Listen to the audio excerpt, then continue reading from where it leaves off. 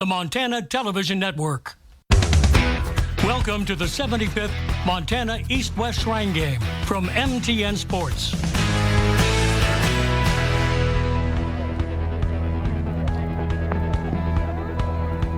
Hello and welcome to Memorial Stadium on the campus of Great Falls High School. This is one of the most picturesque places in the entire state. We are here for the 75th Montana East-West Shrine Game. I'm Tom Wiley, coming to you from Memorial Stadium, where we are rapidly approaching kickoff. It's going to be set for 7 o'clock. Top players from around the state, all corners of the state, here in Great Falls, East versus West. And we're going to see a lot of great football tonight. But of course, in addition to that all-star football, tonight you'll hear testimonials. You'll meet patients, and you hear about the mission of the Shriners Children's Hospital in Spokane. All throughout the broadcast, you'll see a phone number on your screen. You'll see a website. You can call that phone number. You can visit that website. Make sure to donate your money. Open your hearts, open your wallets, so that the Shriners Hospital in Spokane can continue their very important mission. Now, over the last decade, this game has raised $1 million for the Shriners Hospital in Spokane, but the work is never done here, folks, and that's why we are here.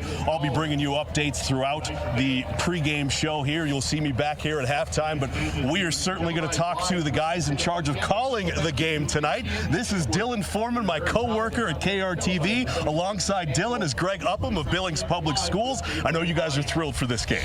Yeah, I'm the rookie to the game here, but I'm going to be alongside a veteran in Greg. And Greg, you've coached for a long time. You've been involved with Carroll and the Helena School District, now in Billings. You've seen this game many times. You called it last year with my buddy Tom. What did you see last year in terms of intensity in this game? Well, it was kind of funny because they were mixing it up on the sidelines. I told Tom during the broadcast, I said, I don't think they know this is an all-star game. They were playing, I think it was past COVID, post-COVID, but when they were on the field, it was get it on, and I think we're going to see the same thing tonight. Yeah, I mean, certainly the level of talent on both ends, East and West, is great going into this one. Two different, very coaching styles going into it on the West and East side. What have you kind of seen talking to some of the coaches this week in terms of what we might see on the offensive and defensive side of the ball? Well, this is old school, new school. Coach Carver on the West, Coach Sampson on the East. In fact, the West team didn't hit this week, and that's kind of the new thing. And on the East side, Sampson, they hit. They're old school. That's the Petrino family at work. And, you know, I think what we'll see tonight, I think there's going to be some interesting twists tonight, Dylan. I really do. I think we're going to see some two-back set that we haven't seen for a long time, and these are speed teams. And normally speed teams are playing space, taco dollar, catch me if you can. That's the way Coach Carver coaches, but I think we're going to see some big horses push some stuff tonight, which will be really interesting. Obviously, we'll delve more into the starting lineups and rosters after the break, but just looking at the rosters right now, 24 players that either played in the state championship game or won one. Talk to me about the level of talent on both ends. Well, you know, the level of talent, but what it shows is that these players know how to win, and they expect to win. And so that's what you'll see tonight. You'll see that intensity pick up because they're playing against the best. They may not have always been able to play against the best, but they're state championship players all over this field from all different sizes of schools. So the intensity will be their competition. We saw it last year. We'll see it again tonight. What makes kind of this event the premier event in the state of Montana? Obviously, the longest-running all-star game in the state, never short of popularity and talent. What makes this game so special each and every single year? Well, I think you go back in history of Montana. I mean, it's in our DNA. We like football. We like football. You go to Missoula and ask them how much they like it. Go to Bozeman. Go to Helena. Go to Dillon. Go to Butte. We are a football state, so it starts there, and it just keeps going because look at the Bobcats played for a national championship. The Cat Grizz game was one of the best games ever. I mean, Carroll ran 6 national championships, so it's just one after another as far as Montana football goes.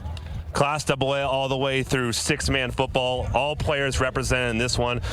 Tom, we're excited, man. We're excited. I'm happy to be here with you. I'm happy to be with you. It's Greg, man. Yeah, it's always a thrilling event when you come to Great Falls for the Shrine Game. The home of the Shrine Game. Used to be here all the time. Well, we're going to break down both rosters coming up after the break, and we'll meet both coaches, Mark Sampson on the East, Bryce Carver on the West, and hear about some of their philosophies as we enter the 75th Montana East-West Shrine Game. We're coming up to kickoff. We will be right back.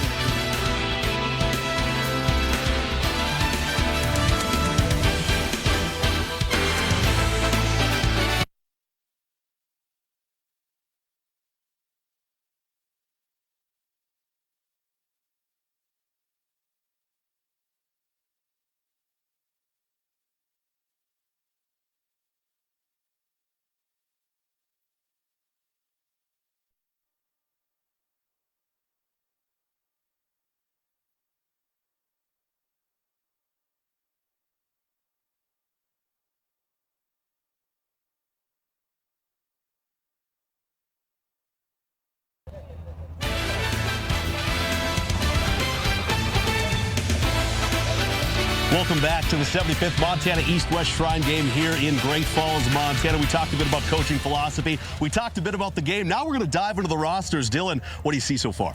Yeah, no shortage of talent, obviously, on either side of the field. But we'll start with the East offense. Obviously, the names that come to mind, you got Isaiah Klodge from Billings West, alongside Montana Gatorade Player of the Year, Taco Dowler, the 1-2 punch, along with their running back, Michael DeLeon, who doesn't get enough credit sometimes in the record books, but a really talented running back nonetheless. And on the defensive side, one person to look at who we'll talk about later in the show is Cash Salisbury. We talked to his little sister, who's a member of the Shriners Hospital over in Malta. This defense is also loaded, a great front line as well. So we're going to head over to the West offense now. Is the main headline going into this for Bryce Carver's offense was the two-headed quarterback monster that is Tyson Rostad and Caden Hewitt, both future Grizzlies. They're going to air it out. They're going to have a great time playing some high potent offense. And on the defensive side, a lot of Sentinel, a lot of Florence players, a lot of guys who have been in championship moments.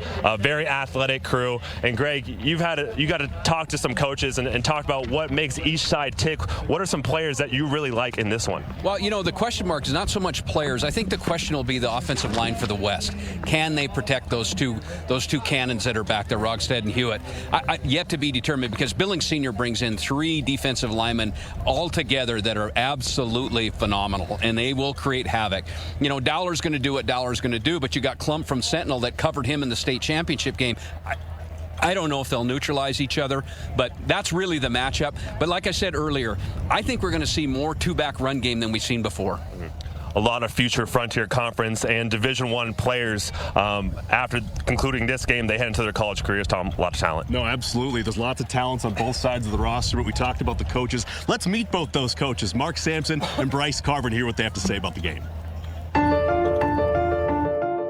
There's an experience gap between the coaches of the 75th Montana East-West Shrine Game, but certainly not a gap in passion or talent. I mean, it's exciting. It's something you don't turn down when you get that opportunity, because it's very special. And I was honored that they asked me to come to this game. It has special meaning being the 75th.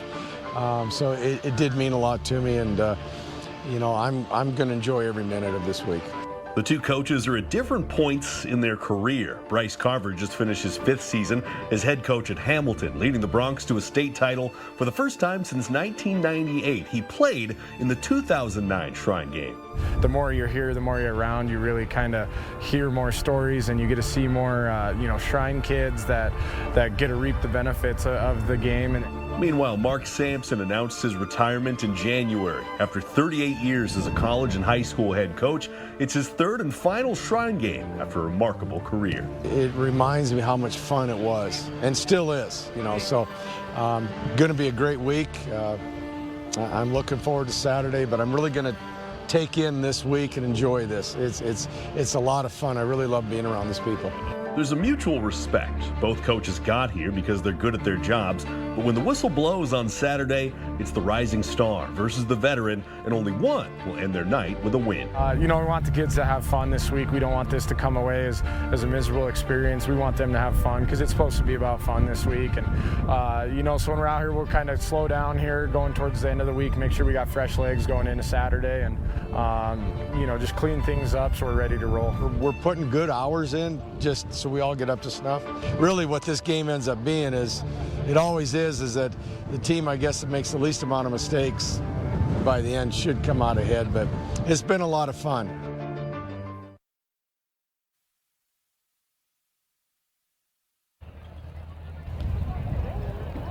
You certainly won't find two more qualified guys to lead the East team and the West team here at the Montana Shrine Game. I'm joined now by Dr. Glenn Baird, the Chief of Staff at the Shriners Children's Hospital in Spokane. Thanks so much for joining us, Glenn. Oh, thank you. It's a pleasure to be here. I enjoy it. All right, Glenn, now, this is, we've talked about this game quite a bit so far in the show. It's a huge fundraiser for the Shriners Children's Hospital of Spokane. What does some of the money that's raised during this week, how does it help the patients at the Shriners Children's Hospital? Well, the money that we get from this game is really big for what we do, and it's been a lot of money over the years. At Shriners, we say that we'll take care of any child regardless of ability to pay. And so, well, a lot of the kids that they need funds to support them, and it's events like this that supports those kids. So it's huge. And we really do. It doesn't matter. Any child can come as long as they have a condition that we can treat. Any child can come. And so it's events like this that allow that to be done. So we really appreciate it. And what are some of the services that you do provide for Montana families when they have the need to go to the Shriners Children's Hospital? Well, as far as us, the conditions we take care of are pediatric orthopedics, and that is from hip problems, foot problems, and pediatric sports medicine. And that's something that we're really expanding at this point. And it's kind of exciting. And I know there's a lot of kids that have come from Montana that we've treated for all of those things. We're actually doing some outreach now in Kalispell, so we are doing clinics there. We're hoping to do them in other cities as well. But it's, yeah, I mean, it's just a great service. I see. And Glenn, how important is it to have those patient ambassadors here so that folks can kind of see the message and have it in a clear picture? Oh, it's huge. I mean, and they were great. I mean, they're fantastic, and every year they're great kids. But to see what the hospital can do, and really their appreciation, and as excited as they are to be here. So, yeah, they're great. Glenn, thank you so much for joining us. And coming up after the break, we're going to meet those two patient ambassadors. One of them's from Missoula, one of them's from Malta. They are incredible representatives of the Shriners Children's Hospital of Spokane. Don't go away. We'll meet them when we come back.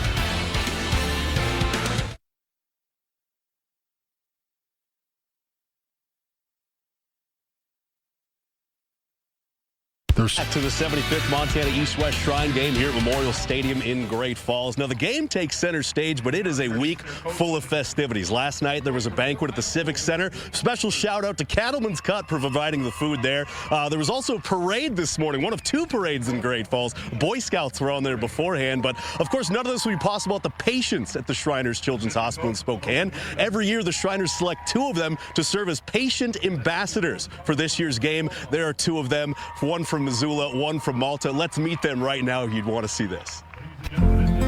You might think the 82 players suiting up are the stars of the Montana East-West Shrine Game, but you'd be wrong. Hola. Hey. How was your interview? Okay, I think you guys will be on this side. Apparently really funny. Maisie Myers and Cece Salisbury are this year's patient ambassadors. They're the true stars of the show, and they know it. Pretty amazing and kind of, he's embarrassing me. Both have made visits to the Shriners Hospital since they were newborns. Cece, who lives with her family in Malta, was born with hip dysplasia and has undergone 3 surgeries in Spokane. That they help kids so they can walk, or if they have disabilities with their arms. Sorry, say that again, you were breaking up. So do you like it? Now, Cece, how have they helped you? By fixing my hip. Her brother Cash is a linebacker on the East team this year, and Cece can't wait to cheer him on. I hope that Cash's team gets to 100. And then what do you hope the other team gets to? 2. 2? All right. It's kind of been a lifelong goal of mine because obviously my family's been very involved with the Shriners, and you know, they've helped out my little sister a lot, so. Maisie, who lives in Missoula, was born without several bones in her leg. And at 11 months old, she had an amputation of her right leg, a Symes amputation, and we've been going to Shriners ever since. But like, they really are just so truly kind and pure-hearted, and I just really appreciate how much they care for so many people, and you know, like, just help so many people. It's just like so like hard to think about, because like, how can they be so kind? Thanks to the care she's received at the Shriners Hospital, she's on her 9th prosthetic leg, and at 7 years old, she's very hard to keep up with. Because it has a river here, and a little cloud, and the sunshine, and a mountain, and trees, and another cloud. Though the football game takes center stage, make no mistake, this week belongs to Maisie and Cece. Quick question. Do you know if we're having any treats tonight? The West squad, number 1, Brody Smith.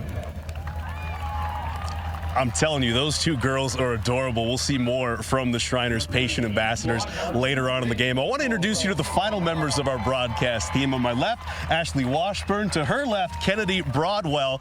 And Ashley is going to be following the East team. She's up from Bozeman, so she's been following the Hawks and the Gallatin Raptors all year long. Tell me what you see, how you see this game going, and some of the things you're excited about to watch on the East side. Absolutely. Well, if we just want to start in that Bozeman market, the first player that comes to mind is tight end Rylan Schlepp. He's a guy that's going to go to Montana State next year, and he's just been a force on offense. And he's going to have Isaiah Clonch throwing to him, so you already know that there's going to be some magic happening there. But then you also might see Braden Mickelson get in there. We're all playing high school football together. It should be a good one.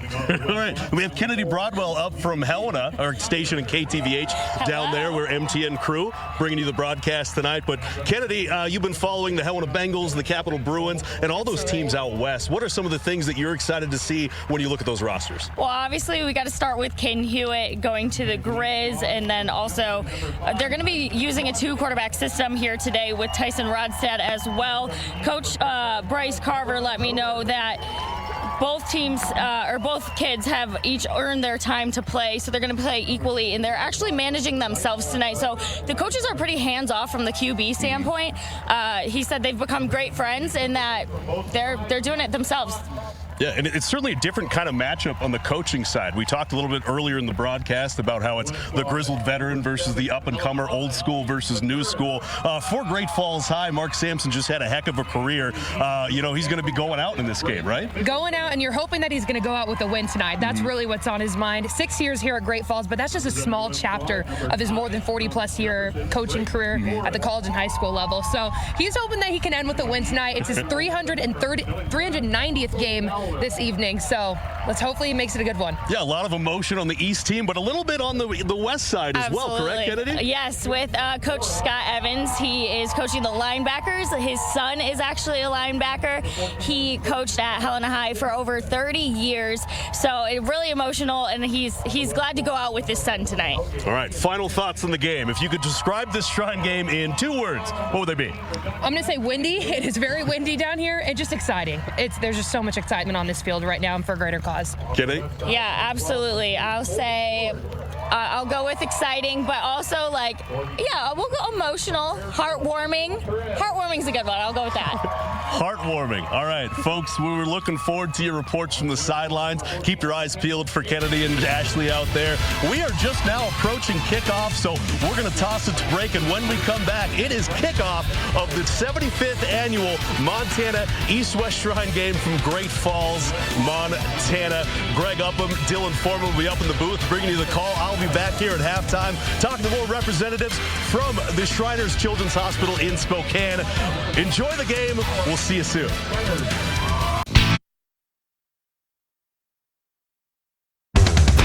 Welcome back to the 75th Montana East-West Shrine game from MTN Sports.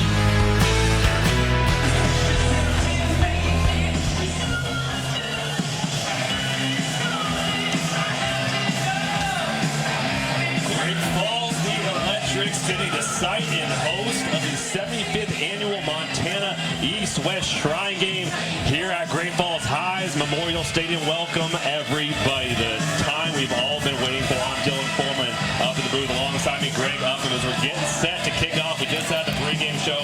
We know what the Shriners game is all about, raising money, but now it's time to get to some football action. Yeah, and we're going to see it tonight, too. This is the 75th anniversary of the game. $1 million raised. We appreciate all the support you can give the Shriners. They do an awesome job, and why not? Why back home in Great Falls? There's been a great turnout. Memorial Stadium. I mean, this is my school. I graduated here in '80, and man, what a great venue to come back and visit. Hats off to everybody, and welcome to the Shrine game tonight. Exciting atmosphere, a little windy, a little gusty. We even had some talks of possible thunderstorms, but for now we're good and praying and hoping that is what it stays at as we're getting set to kick off. Trey Mans for the East team in the yellow with the dark trim, the West team in the red with the white trim. A lot of powerful athletes on both sides. It's Trey Mans going to set and kick this one off. Chase McGurran as well as Drew Clump back to receive for the West. Fireworks getting going. The crowd's getting into it. The the cheerleaders, everybody in town is awaiting this one. What a great turnout tonight, Dylan, for the game, and it's early yet. There'll be more to come. And we're off. Kick. McGurran going to take it out. Up the middle of the field. Trying to break to the outside. Breaks contained as he's going to get ran out of bounds here. The 37 West will take over. The big story coming into this. Obviously, Bryce Carver, the head coach of Class A champions Hamilton. They're going to have a 2-quarterback system here today. Yeah, and those 2 quarterbacks, Rogstead and Hewitt, they are the real deal. I mean, I've heard the coaches talk about Hewitt's arm. Haven't seen an arm of Hewitt's caliber since Osweiler, and that's what they're comparing the strength of that arm to. So we'll see tonight how accurate he is with it. Not quite as tall as Osweiler, but still a very powerful human being. He will start under center in shotgun with Tristan Payette right by his side. Here's the snap. Roll out to the right, looking for his tight end.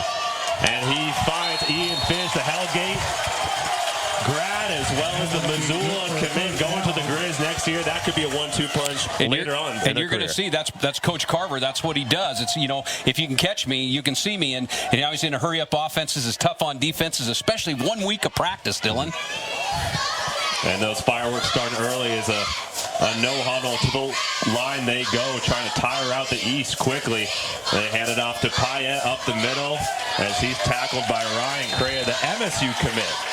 Yeah, Ryan Crea from Great Falls High, 6'2", 215 pounds. And you might see him a little bit of running back today. But, yep, the Cats went on him at linebacker. He's projected to be a player, and we'll see how he turns out. We'll certainly be calling his name throughout this game. You can you'll be able to dive into the family history of Ryan Crea. Just a little bit. Yeah.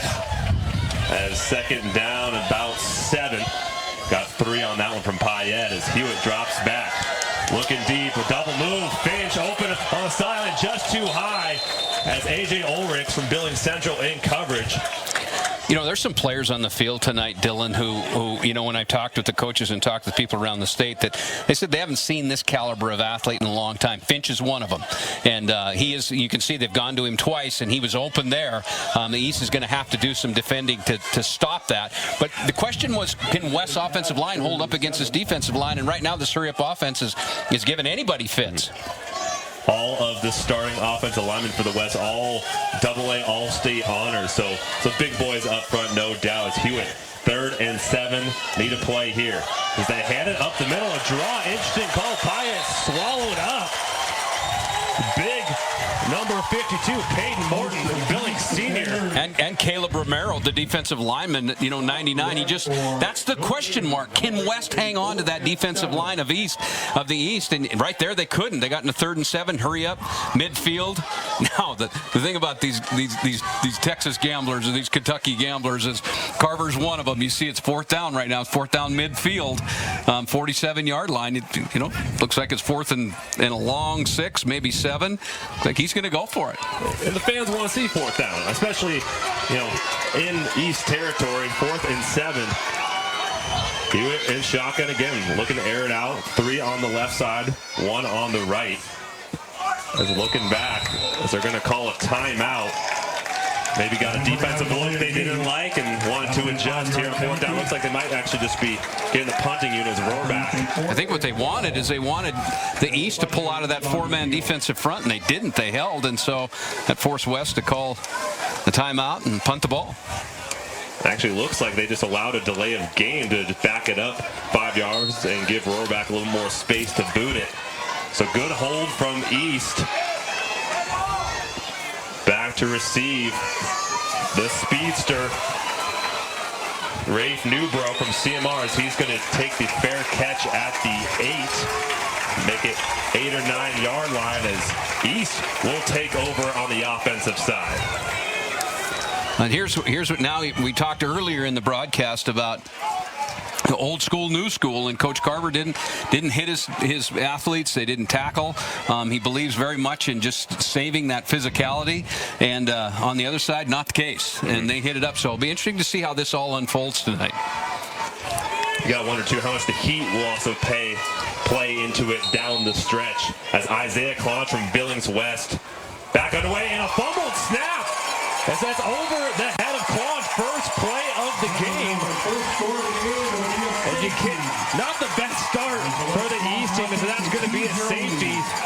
West on top, 2-0 with 12:51. First play from scrimmage for East. What happened there, Greg? Well, you talk about the kicking game, right? And you talk about Patrick Rohrbeck, the kicker from Glacier. Now, he's the real deal. He's I think his best in high school is a 51-yarder for Glacier High. And you saw his ability to punt. He's a 35 to 45-yard punter. Now, a little Great Falls wind in the back didn't hurt it, but field position, first snap of the game, hey, kicking game, here we go. Well, with the wind blowing that way, too, you got to wonder if Claunch maybe it came out too quick as the snap was about neck high.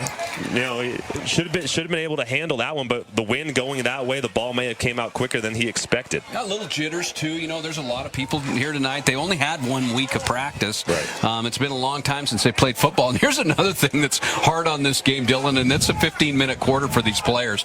They haven't played in a 60-minute game. It's always been 12, and the difference between 12-minute quarters and 15-minute quarters is a lot. Kind of first real college-like feel before most of these athletes on the field today head and play at the NAI Frontier Conference level or at the Division I level. Yeah, now, the East is punting into the wind, and anybody that's been from Great Falls, I'm surprised that the wind's blowing. Not really. But there's enough wind on that field that it's going to impact this punt on this safety kick. Great Falls High's Bridger Polk, and look at that ball just hang up in the wind as that is going to be fair catched by number 81 for the West, John Kirkley, as they're going to get pretty good starting field position, get a second chance here, just 1 play later, back on offense. And this is what you don't want to give the ball back at midfield to this kind of offense. And now you get your second quarterback coming in, and here we go, Lord. Got Tyson Rostad, the prodigy under Carver, helped lead Hamilton to another state title. He's under center, and we'll see the 1-2 punch go throughout this one. Handoff up the middle as he keeps going. I think that's Tim Zoner, his teammate and future Grizz, up the middle for a couple. Broke past the line of scrimmage, game 4. Rogstad, the word on Rogstad is he does the little things really well. Like, we'll watch him tonight, and he's a running back too. He's got the loose hips, and he's hard in the infield. He makes great decisions, and in talking to the coaches before the game, they're really high on him. A 2nd and 6. Little hitch there at the line of scrimmage, doesn't matter. Rostad rolling out, he can run it as well. The tackle from behind a couple people. I think that's going to be Abello, the Canadian, going to the University of Calgary. Part of the gang tackle on that. 1 of 2 to make the tackle on that one. And McGinnis from Sydney. When he drove out here, they started 3 days ago. Sydney's a little far east. But, yeah, but what a nice play by Ryan. So 3rd and 6. Can the East hold again in their own territory? We'll see here. You see the East bringing 5 on the line of scrimmage, and they're going to bring pressure, and that's where their strength is. West does a nice job of picking them up. Sure enough. Nice out route to it, like we talked about earlier in the first possession. Ian Finch is getting open, making the solid play, and a first down, 37-yard line, new set of downs. He's regarded as the best receiver in the state, and they've gone to him 3 times in just the beginning of this first quarter. So if I'm the East, I have to know where 11's at all the time. I'm sure he's enjoying the quarterbacks he gets to play with in this one as well. Here's the snap. And a pitch back to Blake Shoup. The flea flicker down the field as Ulrichs is right there to break up the pass. Looking for Caden Zalewski. And Ulrich gave him a shove, and I know the West are asking for a little help there. And, a little rusty on the official. Hey, what? Nothing happened. Let him mix it up a little bit. But how about bringing the trickery out with 11:20 left in the first quarter? Yeah, and that's something they did last year's game, correct, Greg? Yeah, it turned the game, actually. You follow Sentinel's program and the way the coach calls it there, and you never know what's going to happen there. 2nd and 10, might as well try the flea flicker on the first play. You got 3 other downs to work with. Handoff. Looking for space. Zoner. And he's going to get a first down, I believe. Rumbles and stumbles his way. Has great patience in the backfield and found the hole. Yeah, and you can see the comfort level. You have your quarterback, you have your running back, that inside zone, and it was a nice play. Good pickup for a first down. Good job up front on that right side.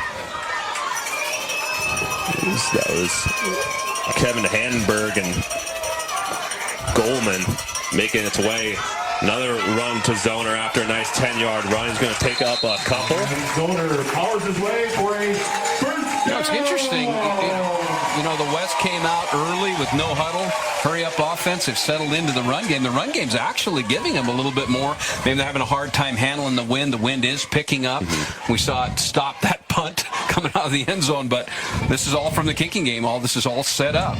Shell Osborne from Laura on the tackle there. So we have a fresh set of downs. Zoner again. Osborne with the tackle again.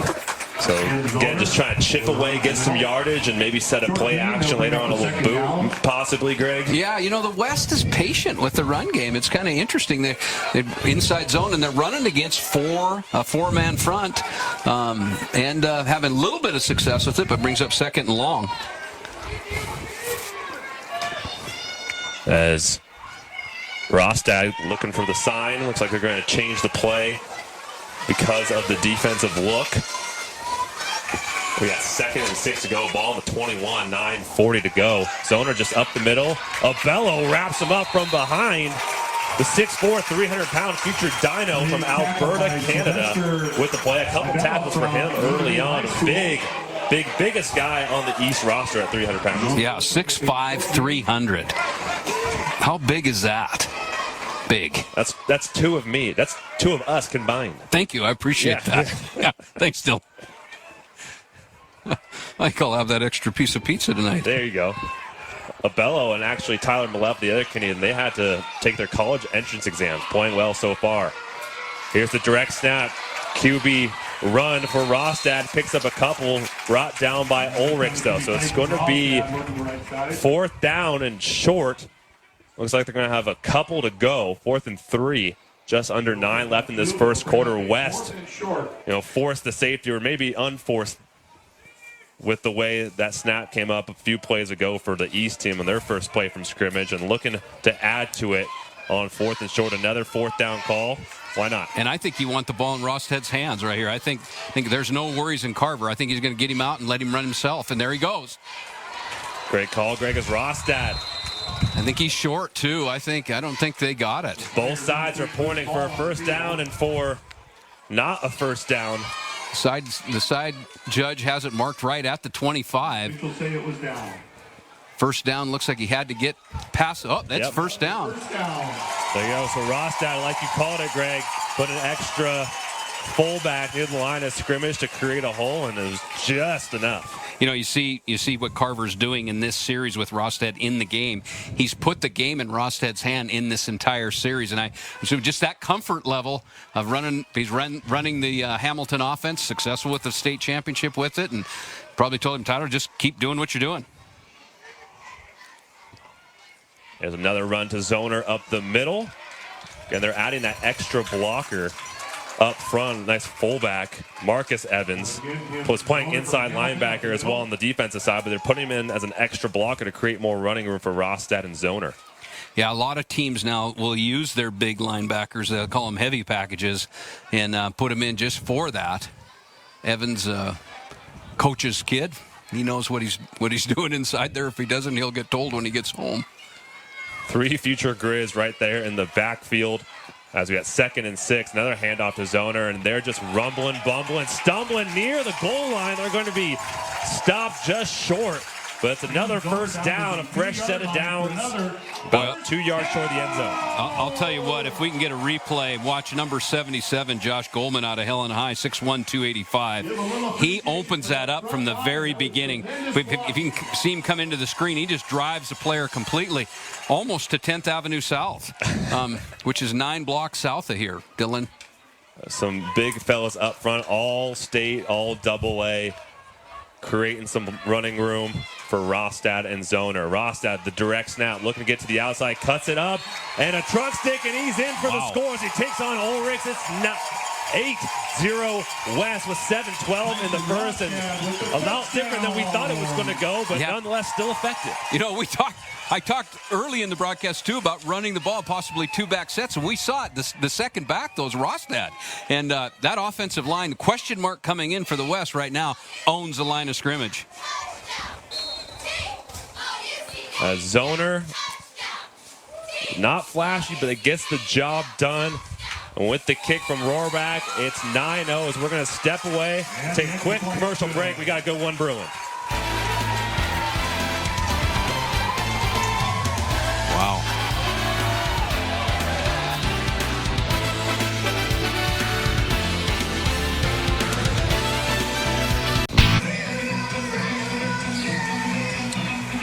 "12 plays, 51 yards. Rostad finishing it off with a 3-yard punch.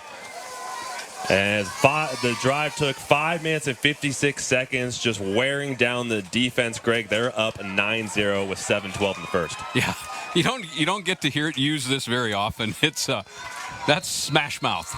That's just simple, old-fashioned smash mouth football. And they talked a little bit about it, and we saw it. So here you go, East. As the kick from Rohrbach with that win sends it to the back end zone. So we're going to get a touchback, and East with another shot at redemption. One play, a turnover with the safety, put them down 2-0. So let's see if Isaiah Clunch and the offense can get it going. Yeah, and the East brings in a big offensive line, and we'll see if they're patient enough to stay with the run. But they've got De Leon in the background, and they got Taco Dollar on the outside, and they've got a great offensive line. So and Weshy, helping them out there. I really think they're going to get the run game established. They're going to probably try to go to inside zone and see if they can get some movement. We're going to start with CMR's Jackson Simons in the backfield, Dowler in motion, and then a penalty. Because you got illegal motion on first down. You got a snap over the head that set up the touchdown. So East offense is struggling right now. Mm-hmm. Yeah, not quite on the same page. It could have been Dowler coming in motion is what sparked the penalty. So they're going to start 1st and 15 on the 20. 0 for 2 to start this game, but plenty of game to play. Storyline on the West defense is just speed, pure speed. And then you've got Forrest Serrero from Hill and High, number 91. Just a mini Aaron Donaldson, and he can destroy you. You better know where he's at on the field. It'll be fun to watch him tonight. Only 3 down linemen. They go empty for East. Here's Klontz dropping back, looking for room, rolls out left as he finds Tyler Nansel. Then gets knocked out of bounds, regains some of that penalty yardage back as Wagner. How about Clunch? One cool cat, right? I mean, it never even fazed him. He was rolling left. He looked downfield. He got a nice completion. I was talking to the coach earlier today, and they said just a great kid. Just really enjoyed him in camp. His teammates. He's a teammate player. He knows how to handle himself, and just very complimentary of how he treats people. There's going to be a timeout on defense. Scott Evans, furious, as they're going to take a break, regroup. 2nd and 3 from the 32 when we come back. On first down, and Jackson Simonson swallowed up on the play. The West defense, that big up front lineman. Well, you see Chase Williams, the outside linebacker, number 14 from Sentinel. Their speed. He just closed that so quick. And Sentinel has some dudes this year on both ends of the ball, making plays on offense and defense, and Williams right there.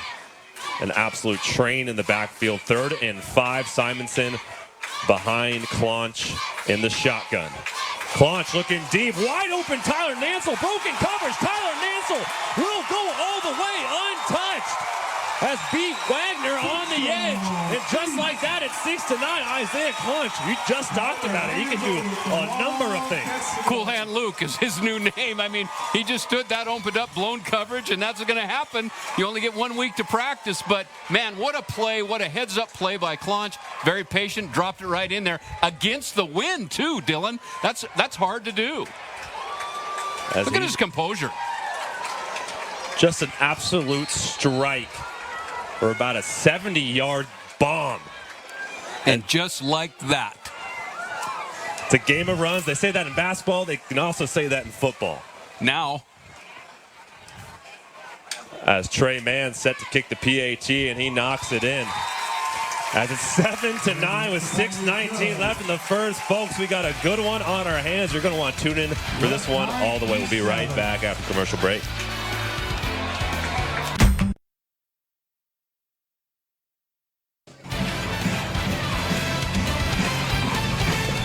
here's your Man Mortgage first Montana East-West Shrine game fact of the evenings. Games won, East 41, West 33. West won it last year, though. You were calling the game, Greg. They won that one 21-12, but before it was the East winning 3 in a row. Yeah, and the East started that game way ahead, and the West just flipped it on a couple just key kind of trick plays.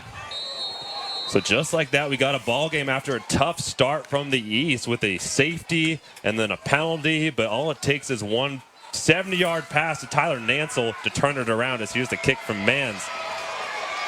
As looking for space up the middle, nearly tripped up and tackled from behind. It's number 36 for the West. Well done. How fast is Klump? Well, you just saw it there. I mean, he's from Sentinel, and he's probably, if not, the fastest kid on the field. Watch him, and watch his dip here. He doesn't. That's a great move. He just soft-hipped that defender and came up and just took it down the field. So you want to watch All-Stars play? This is how All-Stars play. And the patience right there to let that develop and open up, is, again, sets up West with a third straight possession with great field position. You know, there's been already big plays and points scored just off kicking game. So this time it's Hewitt and Payette in the backfield for the West. Hewitt rolling out, and looks like they're going to probably have a false start. So not the best start on this drive for West, same the way East started their last possession. Yeah, if you look at the number at the bottom of the screen, to call the Shriners right now, they're at 7,300, down a little bit behind to what they were last year. And so anything that you can help out is a great help for our kids, and they just do a great job. So thank you for watching at home, and look for those numbers and pledge all you can, and we appreciate you. Thank you. Got to meet Cece and Maisie in the last couple days. The cutest kids you could ever ask for. Caden Hewitt rolling out, and is going to find the ground just in front of his target, Finch, around the 32, just short. So it's going to be 2nd and 15 as that one comes up short. Cotton, the Bozeman grad, as Hewitt steps back, a little screen pass. They're breaking into it.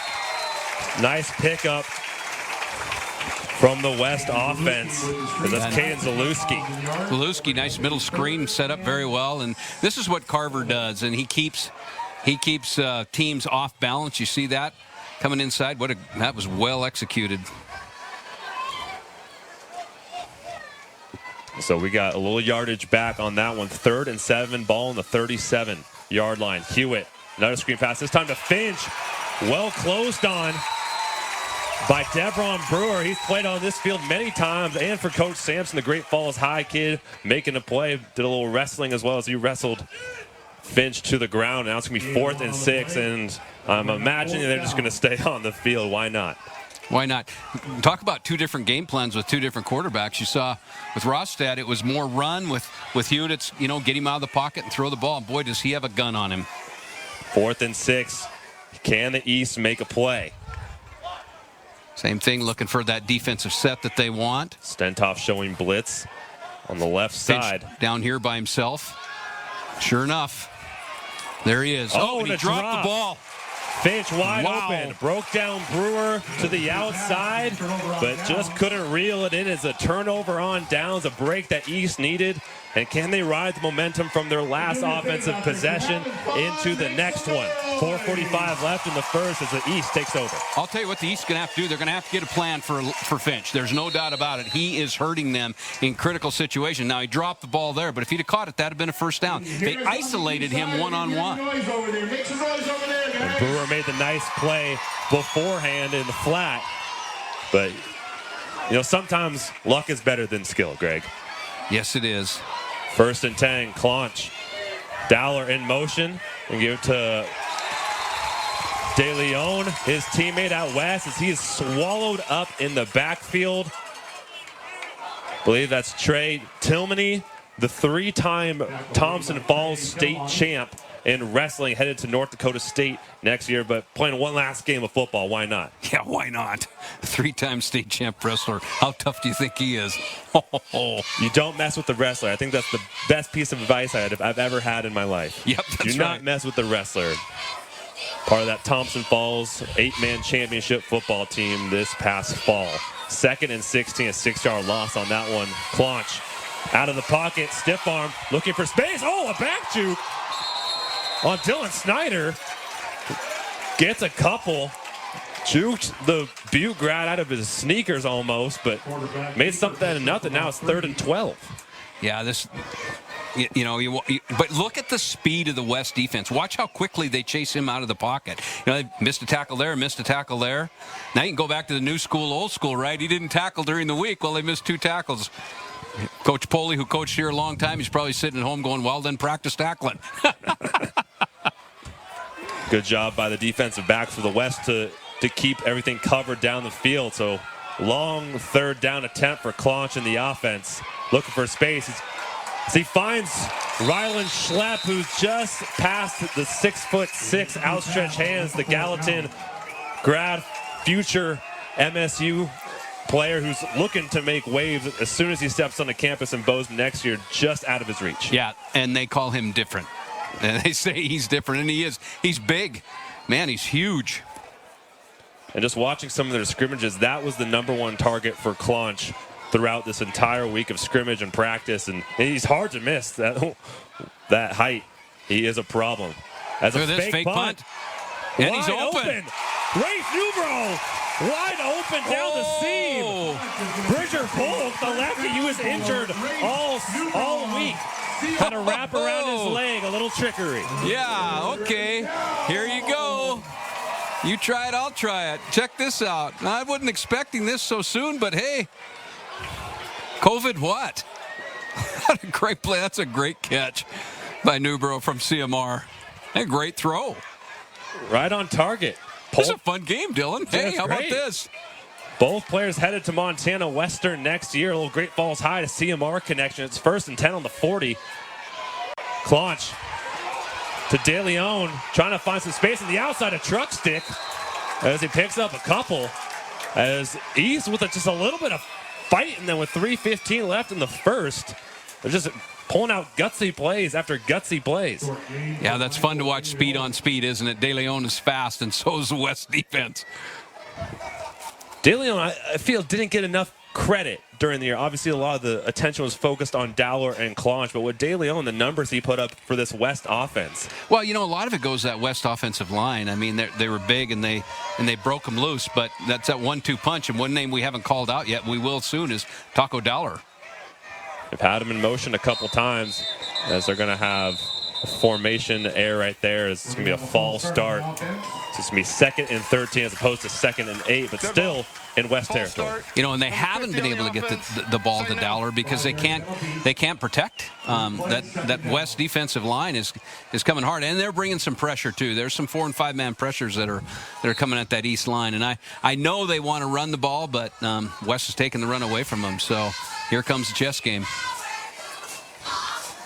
Claunch with the improvisation skills at that quarterback position. And if they bring in Braden Mickelson, also a very kind of active quarterback and can do it with his feet. But 2nd and 13, just under 2:30 left in the first quarter. 2 backs and shotgun. Claunch looking for space. He might go deep, a little sidestep, and then a stiff arm. Gains even more yardage. As I think he broke away from one of the defensive linemen from Braden Goose of Big Fork to pick up just a couple. I talked to Coach Evans, the West defensive coach, and he said this is the best secondary that he's seen in an all-star game, and that says a lot. And you see Claunch having he had to hang on the ball for a long time, and so I think they finally got their coverages figured out, and away they go here. So the team's starting to settle in. 3rd and 10, drops back, finds Schlepp. We just talked about him. They're going to find him in the middle of the field quite often. Boy, he is different. Take a look. If we can get a replay, you can just see the athleticism. I mean, he is a college player right now. He just cut across the middle and kept that defender on his hip, and he couldn't get around him with that big body. But what a great catch. Watch this. This is just a college play. Perfect. For the first down. In your opinion, Greg, is he making waves the second he steps onto the campus next year in Bozeman? Hard to say. I mean, they played for a national championship last year, but he's different. He's absolutely different, just the way he handles himself on the field. And what a great throw by Clonch inside. And the defender couldn't do anything. They just couldn't manage his size. Trey Johannes in the backfield on De Leon. Clonch sidestepping. He's going to pick up a couple before being swallowed up by a host. Oh, how about that? Oh, a little business on the ground. I laughed last summer. Well, I didn't really laugh. Yeah, I guess I did laugh, but they were getting after each other, and there was a little energy last night at dinner. I heard there was a little, you said rivalry. this, and I said, well, maybe, hey, what the heck? It's football.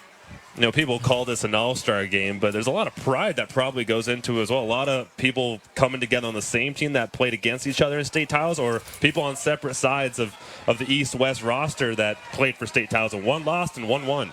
Yeah. And here's the two-back set out of the East, too. 2nd and 5. Clonch drops back again. Steps away from more pressure. Trying to find space. Suero hits him. Second too late as he got the ball off. It's for Suero. Nice play, but he got the ball out of his hands. Thankfully, it's 3rd and 5 with 25 seconds left in the first. Yeah, and I think probably Coach Sampson's going to tell Clonch, okay, enough of the carnival. Get your feet set and get the ball out of there, because you don't want to do that much too often, because all of a sudden the big boys are going to come, and they're going to come fast. There's a way to they want to keep the ball in the air. There's a lot of way to combat that. A lot of quick routes, slants, quick outs to kind of get that ball out of Clonch's hands. Yeah, and I'm impressed with East offensive line, because I think they're going to have trouble with Suero, the number 91 from Helena High. He's different too, and you need to know where he's at or he'll destroy you. 3rd and 5 and another false start. 3rd and 10 now. But you just talked about the offensive line. The Perkins brothers from Bozeman both heading to Montana State. Their older brother Justice now in the starting lineup for MSU. Their dad played at Montana State. Mic'd up Jaden in practice. Funny family and very talented. Could you refer to it maybe a stable of Clydesdales? Yeah. I mean, there's some big. Mom, what's for dinner? I don't know. Costco isn't open yet. Yeah. I mean, it's probably one of those type of things. Oh, man. The Perkins brothers locking down the left guard and right guard positions on the line, trying to protect Clonch here on 3rd and 10. Ball on the 28. As a double move. Looking to the outside and just past the hands of Rylan Schlepp. Number 82 on our roster. As looking for some coverage there, trying to find Colby Martinez, the high jumper from Columbus, and boy, can that dude fly and jump. You could tell East is frustrated a little bit. They want to run the ball and they can't. The West is just taking it away from them, and Coach Sampson knows that the importance of being able to run the ball. They just can't run the ball right now, and they're frustrated with it. 4th and 10, ball on the 28. Winds in their face. They're not going to kick it. 3 out wide. Taco Dollar on the left. They send Jackson Simonson in motion. 5 out. Here's Clonch. Look for space underneath to Schlepp. A little behind him, and has a turnover on downs.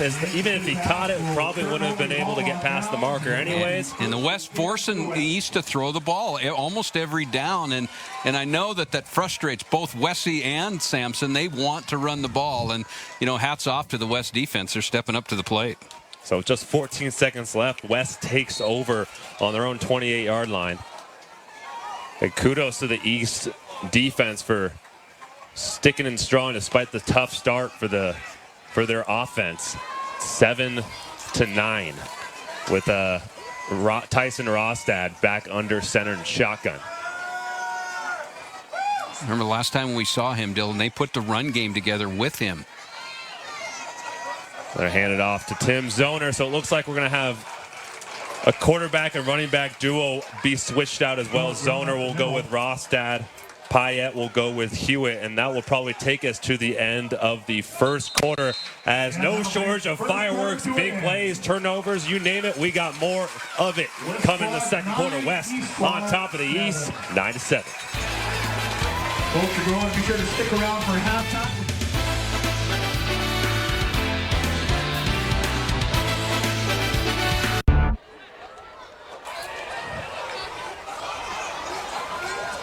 And welcome back to the 75th edition of the Montana East-West Shrine Game as we're back for second quarter action.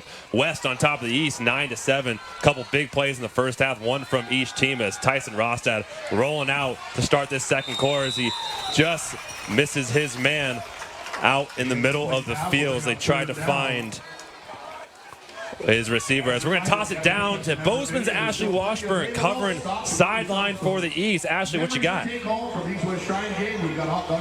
guys, if you actually look down at the west end zone right now on that right-hand side, there's a big cluster of people. That is actually the entire Montana Tech coaching staff. And there was one coach that was really watching intently, and that was their new defensive coordinator, Eric Williams. He just joined the staff February of this year, came from San Jose State. But before that, he actually spent some time at Montana. He was an assistant from 2010 to 2014, and he's specifically watching defensive end Jackson Cotton right now and defensive tackle Zach Newton. So we've got the entire Montana Tech coaching staff. I know that Montana State wanted to be here, but they actually have their team down in Red Lodge right now helping out with those historical flooding that was down there with everyone. And so, you know, there's a lot of coaches that are here watching these kids. A lot of them are going to play at the next level. So if I see any more coaches, I'll let you guys know. But back up to you guys. Thank you, Ashley. It's a nice stop there from Miles State's Ben Glasscock. Makes it 4th and 3, and so they're going to punt it. Rafe Newbro underneath for the fair catch. A nice stand from the front line of the defense for the East as they hold on, force a punt, and they'll start their drive at the 35-yard line. Yeah, now the East has a wind at their back. Help a little bit with throwing, but I know they're probably going to want to come back out and throw the ball. I'll tell you what, I like Rohrbeck at quarterback a lot. Rohrbeck can throw it too. He's got a leg and he's got an arm. That Absolutely. Without a doubt. As the East struggled a little bit. 3 and out last possession. They come right back out here and start of the second. Looking to try to take the lead. As now we have Braden Mickelson from Gallatin under center for the East. And Miguel Perez in the backfield. Throw in the flat. Taco Dallo, the first time we're calling his name. Look at him in space. Look at the shiftiness as that's a first down and then some from Taco Dallo. They finally got the ball to him, and they hit him back on an outside screen, and you can see what he does in space. Taco Dallo, the reigning Gatorade Player of the Year, for obvious reasons right there. And the simple game plan here is just get it to your boy in space and let him work. Well executed, too. Nice block on the outside. And, I'm sure we're going to see more of him. So Mickelson still under center in the pistol. Play action. They go deep. What a catch up top. My, oh my. What a play from Tyler Nansel, who has made his imprint on this game early. 6'5", that's why they went after him. And, you know, Coach Sampson knows he's got to get things going, and little quarterback change, and he likes to push the ball vertically. This is a great catch, though. He called it well, Dylan. Look how high up in the air he goes to get it. And he's 6'5". Looks like he beat Connor Sullivan on the edge to reach up and grab that one. So great field position right now. 1st and 10 on the 30. Mickelson. Hand off to the big fella out to the left. And that's a run game. That's what they want to do. And hats off to Coach Sampson for loosening that defense up. And this is what they want to be able to run the ball. And pass game opened it up for them. Trey Johannes, 8-yard gain on the left edge. Kind of a running back, fullback hybrid for Coach Sampson in this one. Just a quick reminder, folks, that banner at the bottom of your screen gives you all the information you need to donate. We're the phones, let them ring, text in, visit the website. Donations, anything helps for the kids in need at the Shriners Children's Hospital in Spokane. A big sack in the backfield. My, oh my, what a play from Charlie Kurgan off the defensive end as he sacks for a big loss. Nice play, just stayed with it the whole time. And actually the East gave him quite a bit of time to throw the ball, and he just hung a little bit too long, and the big uglies will come. Charlie Kurgan, one of those Sentinel players, one of the many on this roster, and he is alone on that right defensive end position. And they go on a 3-man front, but Forrest Swear at nose tackle.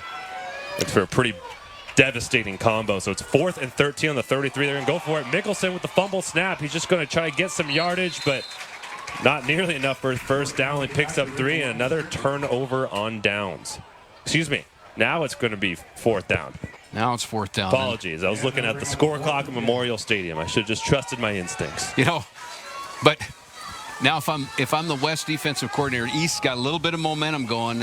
I need to find Schlepp. Where is he on the field? Because this is his yardage here. 4th and 10.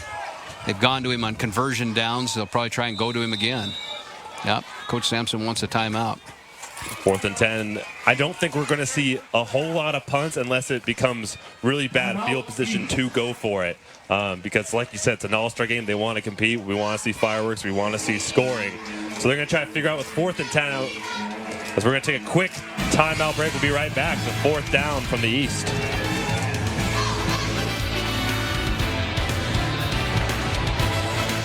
And so after the timeout, Coach Sampson thinks about it. He's actually going to give it to his crosstown rival, Trey Mans, a soccer player converted to kicker at the start of this last 2021 season. He's going to have about a 45, 50-yarder with the win, though. Here is blocked off the end, and it's picked up.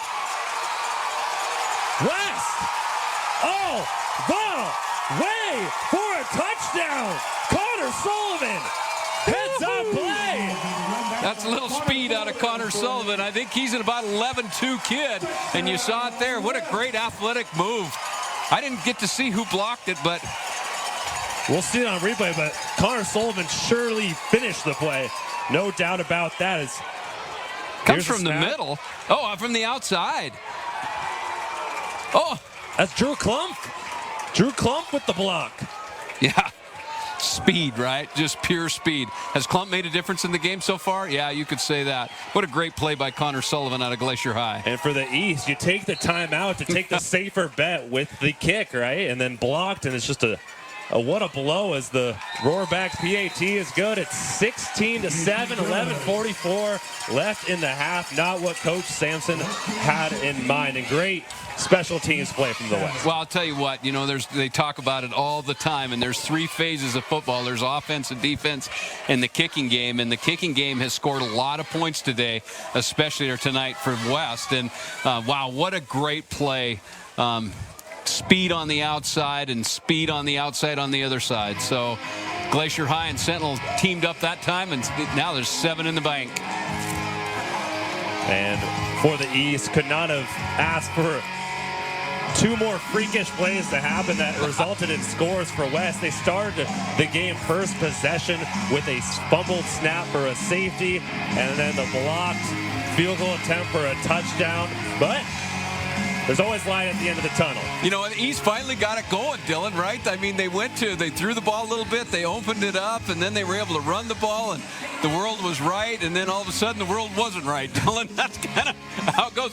The funny thing about these all-star games, too, is people are like, well, I don't want to watch the all-star game. They're not very exciting, and, blah, blah, blah. Well, the last 2 I've watched so far have been extremely exciting. And another pitch for our to help donate for the cause tonight. The Shriners have done a great job. Please look at that number in the bottom. These kids are out here playing so hard, and any support that you can give them would be great. One of the East players a little bit hits closer to home for him, his little sister Cece from Malta, one of the former Shriner Hospital patients. Maisie on the west side is the patient ambassador for them. What a great cause.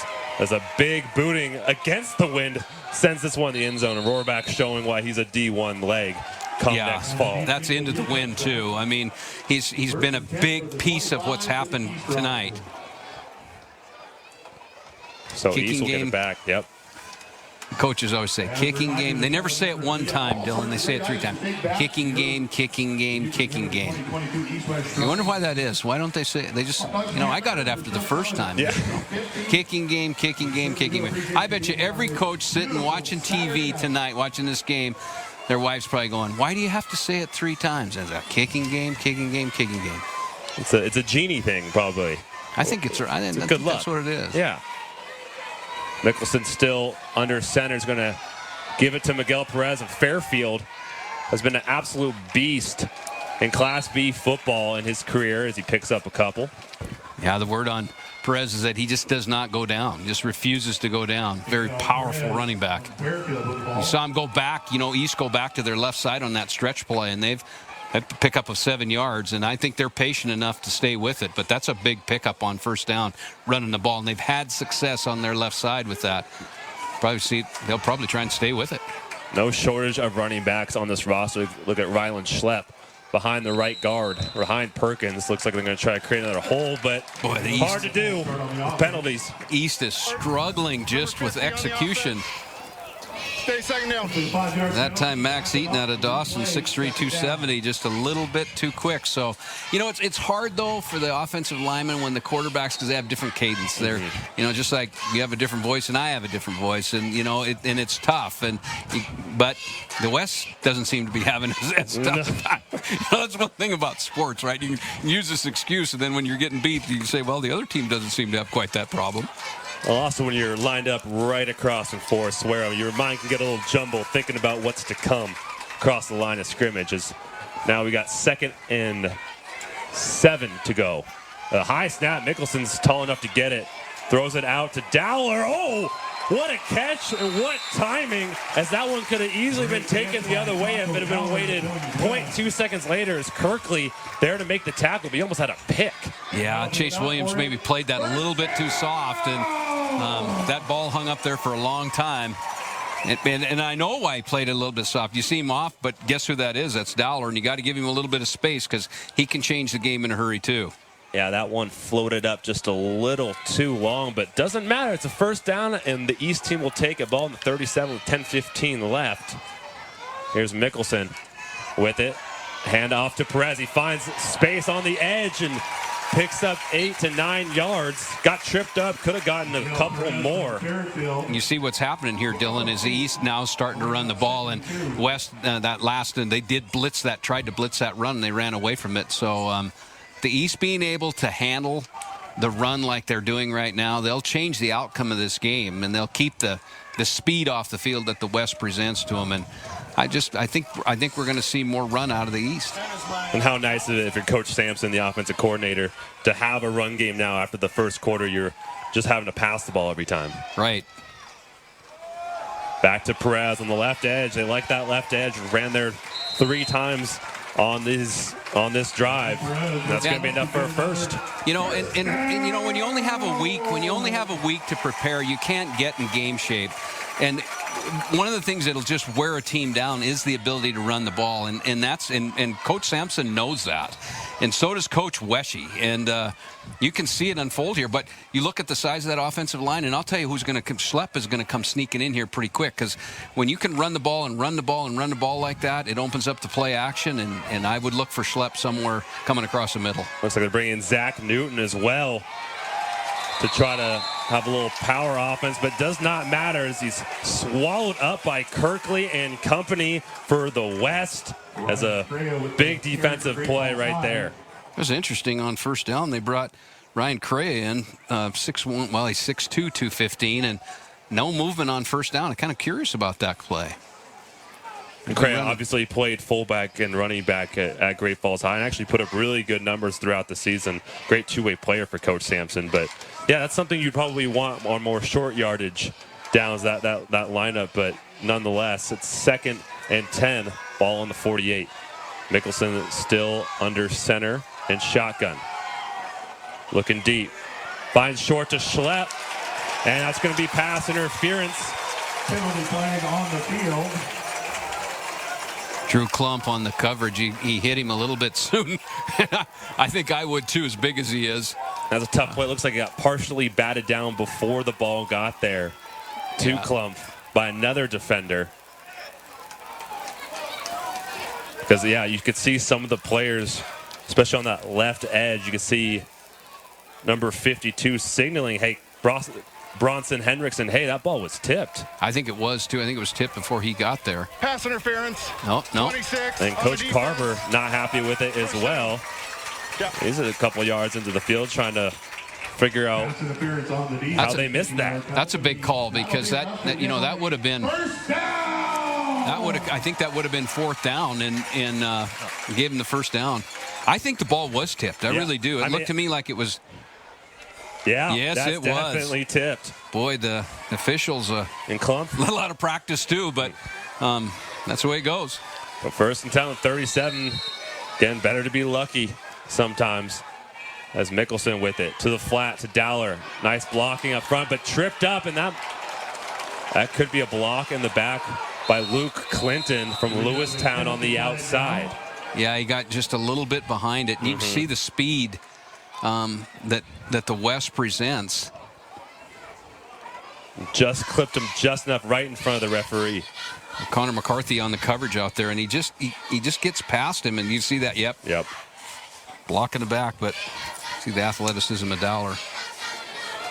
West doing a nice job of keeping Dowler bottled up. I mean, he have not let him run. They've been trying to get him the ball in the flat as much as they can, but these DBs, experienced, athletic, and long for the West. Interesting that the East went away from their stretch play to the left. They're averaging about 6-7 yards a carry on it, and they haven't gone back to it. And now it's 1st and 20. 7:56 left. Again, the number to call in or text in or visit the website to donate to the Shriners Hospital below. So as a quarterback, keep a little fake to Dowler to get the defense shifted and pick up a couple after the penalty. It's going to be about 2nd and 14. A little misdirection. And their coaches are arguing about something. I don't know what from up here. And referees telling it can only be one. Yeah, look at the coaches' hands are going up, and they're yelling. And we talk about the players taking this game seriously. You think the coaches are as well? And Carver goes over to Evans and puts his hand on his back and says, "Here, take a breath. Take a breath." 2nd and 14. Mickelson the shotgun again. He finds Luke Clinton. He's going to pick about 6 or 7. Fought off Braden Morris to pick up a little extra. So now 3rd and manageable for the East on the 35-yard line of the West. Again, this has been kind of a grind possession, trying to pick up a few yards here and there and set up the pass. And Mickelson, can he make magic happen on 3rd down and 9?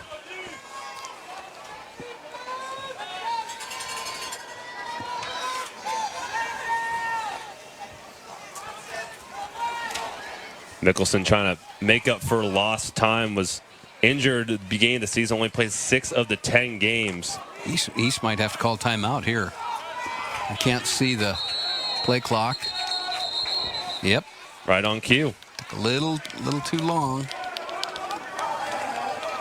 That's a timeout from the East. A big 3rd down coming with 6:08 left. West on top of the East, 16-7.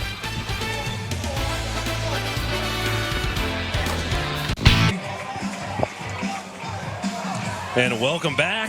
We've got the second Man Mortgage Montana East-West Shrine game fact of this evening, with the longest winning streak going to the East. 6 games in a row from 1973 to 1978. As we're back 3rd and 9. Big play here. Rush from the edge. Mickelson looking for space. It's going to be close. About maybe a yard or so short as he got pressure on the edge. Escaped and picked up what he could, about 7-8 yards. So it's going to be 4th and 2. You see the East bring in their heavy package Correa back in at running back. They didn't have any success with it the last time they ran it. Maybe they'll move it outside a little bit. That was Marcus Evans on the pressure that made Mickelson do it. Claunch now in the backfield. Oh, and they sack him down. John Kirkley from the edge did not get fooled by the fake handoff. Maybe it was just having Isaiah Claunch in the game that may have given away the fake. It may have. You know, John Kirkley, boy, he played that well out of Dillon. Just stayed where he was supposed to do it and where he was supposed to stay and made the play. You see him come from the outside. He just settles down, knocks Clinch down, and that's a great play. Didn't bite one bit, had Claunch swallowed up the second he pulled it away for the fake, and now turnover on downs as West will get it back with Hewitt and Pyatt set to be in the backfield to try to increase their lead with 5:28 left in the half. They haven't tried to run the ball much with Hewitt in there. They go to the air. As they hand it off to Pyatt, 1st and 10 is going to pick up a couple to soften up the middle. Down to 5:16 in the quarter. We're up to $8,000 now, so thank you, donors. Appreciate that. That number's going to keep on rising, keep them phones ringing, and the text sending. 2nd and 8 to the flat. Zalewski looking for space. Stiff arms. Devron Brewer to the ground in order to pick up the first down. Kane Zalewski has been a quiet little hero on offense, has made a couple big receptions for the West. Well, you don't win state championships without having players, and Florence won one, and there he is. So you can see major contributors so far to this game. Yeah, 14 of the 23 state championship contenders or title winners on this West roster, Zalewski being one of them.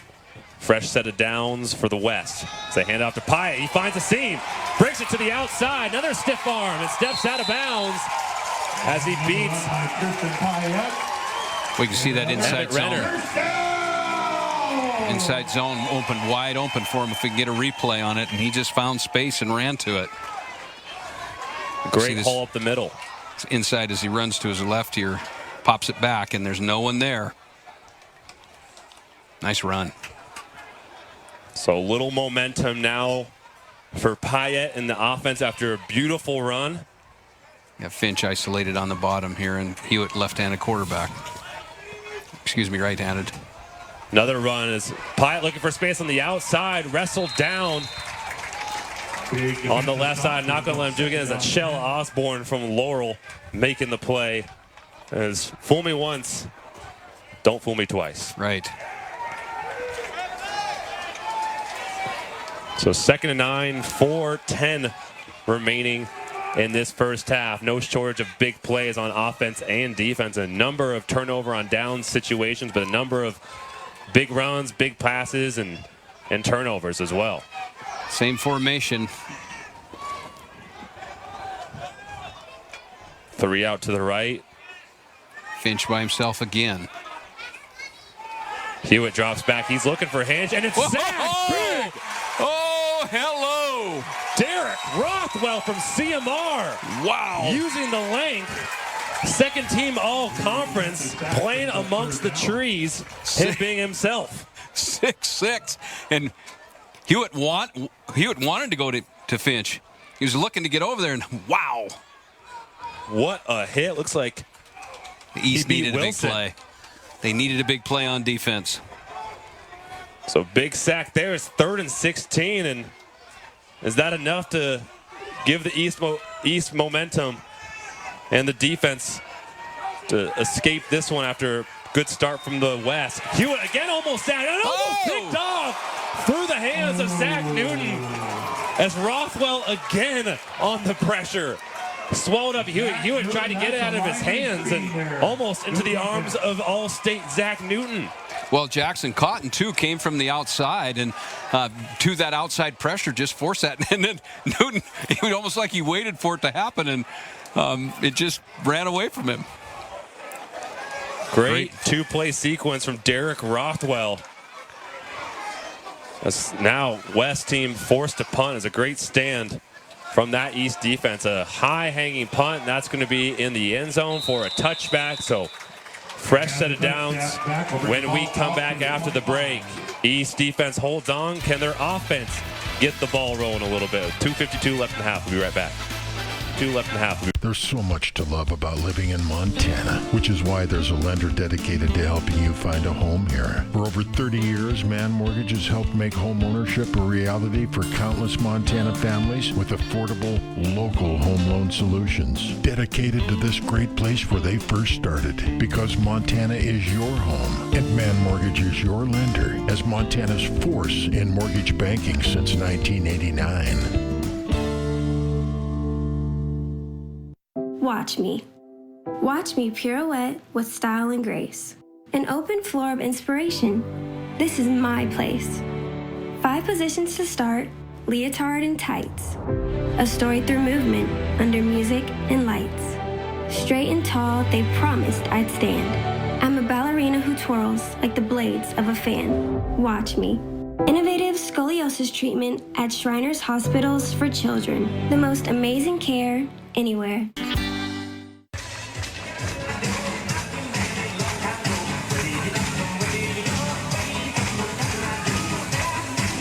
And welcome back as East team set to take over on offense. The West, though, still on top, 16-7, as we're going to toss it down to Kennedy Broadwell on the West sideline. Kennedy, what do you see down there? How about our head cheer coach? West linebackers coach Scott Evans has resigned after 30 years at Helena High from the program back in December. We talked to him earlier, and he's just so glad to have the opportunity to be a positions coach, especially with the linebackers here today. His son Marcus is at that position here tonight. Thank you, Kennedy, as we're back to the action. East going empty with Isaiah Clonch, looking for a pump fake, looking for space. Still's got plenty of time. He's looking down deep to Taco Dowler, wide open behind the defense. No one is going to even come close. As Taco Dowler, a 75-yard score. First play from scrimmage with Isaiah Clonch. I'll tell you what, you better take your offensive line to dinner because they gave him all day to throw the football. And Cool Hand Luke sat back there, and all of a sudden he found his best friend Taco Dowler down the field for a touchdown. Woohoo! How quickly it can change. You know, Clonch started the game with the safety, struggled a little bit trying to find his footing and scrambling around, but all it took was 2 big plays, one to Tyler Nansel and one to the Montana Gatorade players here, his teammate. 1,002, 1,003, 1,004. Over 4 seconds to throw the ball. It's a long time. Especially when you have someone as dangerous as that back there. And when you give him that much time, the defense just breaks down, correct, Greg? The DBs kind of get lost, and Taco Dowler knows where he is. Just turns into football in the park is what it turns into, and him in the park is a dangerous person. It's a nice job. I mean, what a great game, right? I mean, there's explosions all over the place. A blocked field goal picked up by Connor Sullivan for a touchdown, and Cool Hand Luke sitting back there just waiting for things to happen, and it does, and yeah, you're seeing it all. You got to imagine Dowler was an all-recess first pick back in the day. I mean, There's just no question you don't put him on your team when you finish lunchtime. That's just right. Absolutely no way. Yeah, that's it. Greg, no shortage of big plays in this one. This is a good game. The fans are getting what they paid for. They really are, and the tail of the game is mostly in the kicking game.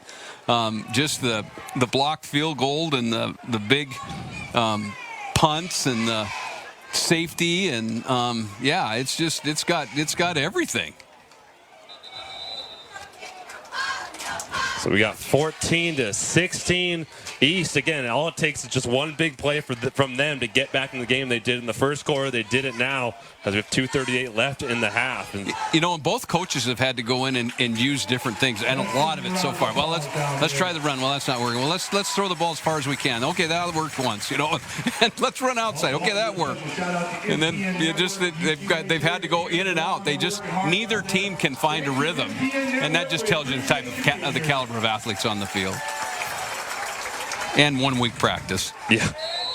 The 3 days paying off. Oh, look at them coming up. They're thinking onside kick. Looks like they did practice it, and that is swallowed up easily right at the 50-yard line.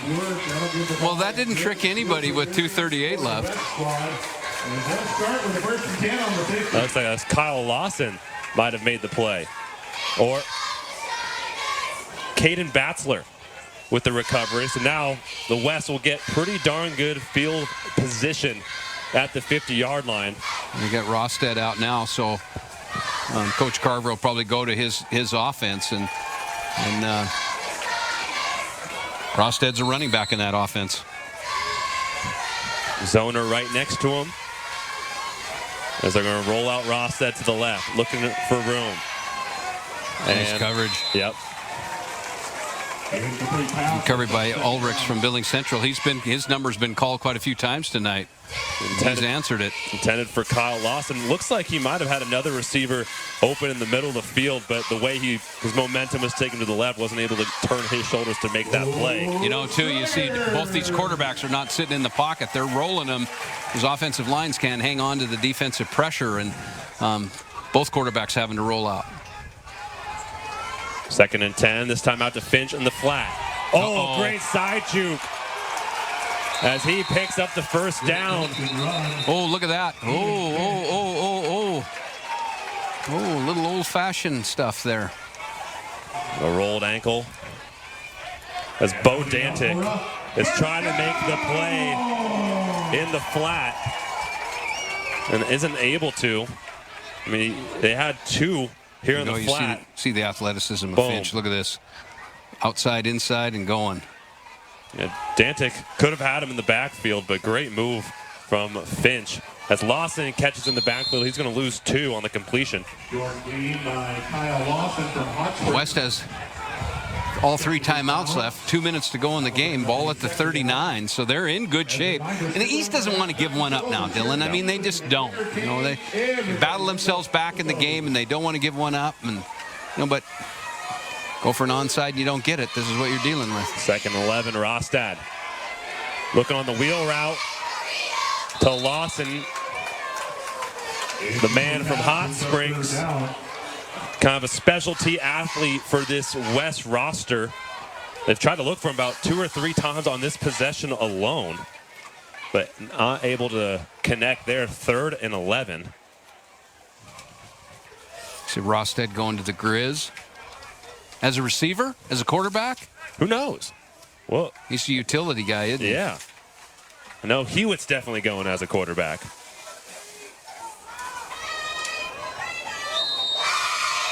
So big 3rd down here. What are they going to do? Big planning going on. Yep. Joey Sider, our guy in the fundraising person and the telethon, up to 8,500. Joey Sider, Great Falls High guy too, Dylan. There you go. Yep. I told this story last year. It's funny. You know you're from Montana when you drive yourself to driver's ed, because Joey would drive us to driver's ed, and we'd all get out of the car, and then we'd get in the driver's ed car. We'd do our practice driving, then we'd get back in Joey Sider's car, and he'd drive us all home. There. How about that? If only it still worked like that, it would be much simpler.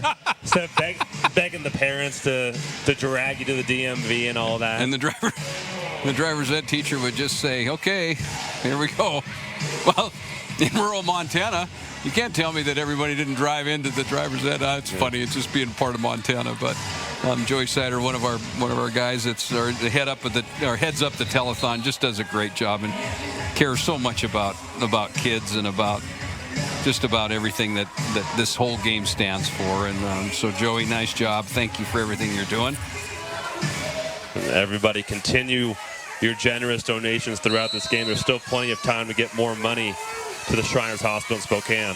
So big play, 3rd and 11. Back to Zoner on the play action. What a beautifully drawn up play out of the timeout. It's a play action to Zoner. They find him coming out of the backfield to find him a little wheel route for a 1st down.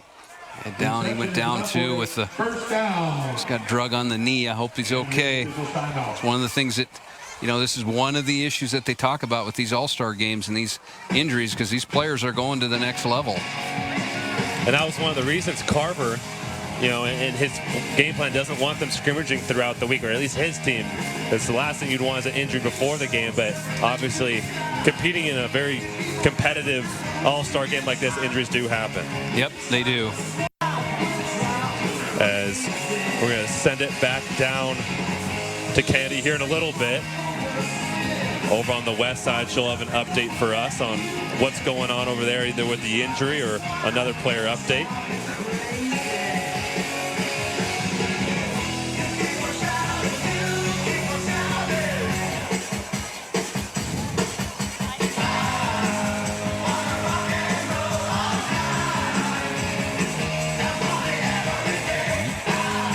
Zoner, yeah, you can see goes down there pretty tough. The knee Yeah, he kind of gets caught, but we'll see it. He gets caught from behind and drugged down, and I think what happens is his leg gets caught behind him. Goes inverted for sure right here. Great play call from Coach Carver. A great execution. Yeah, that knee goes in on the right after he's tackled out of bounds. Tough play to see. You hope he's okay and hope it's nothing more than a quick fix, but his teammates helped him to the bench, and I'm sure they'll have Payette back in the game. So it's 1st and 10, minute 32 left. As hopefully good news coming from that bench later on. But new fresh set of downs. Rostad dropping back, looking for space at the middle. Newton is going to swallow him up, but not after he picks up about 4 on the ground. Yeah, 1:22 left, 2 timeouts. So they've got plenty of time. They have the timeouts. You got a scrambler quarterback in. 2nd 7 clock still dwindling down. A minute 10, still a couple timeouts for the West. Looking to add a few more points to their lead. Rostad over to Lawson. Lawson takes on a hit, but looks like he's going to have a first down. The 6-man all-star that put up numbers for Hot Springs this year makes a play. He's committed to Montana Western. As a 6-man football player, that's really impressive. Yeah, that is. That's a great first down pickup right there. That's a big first down. So another timeout used by the West team. Is now fresh set of downs with just under a minute left on the 12-yard line. A lot of options they can do. Yeah, and it's a game right now, too. I mean, it's 14-16, and the East has had to battle to score. I mean, they've got a couple big plays, right? But for the most part... As Kennedy, it seems like he got an update from us on the West side. And obviously, there was just an injury, but what else is going on down there?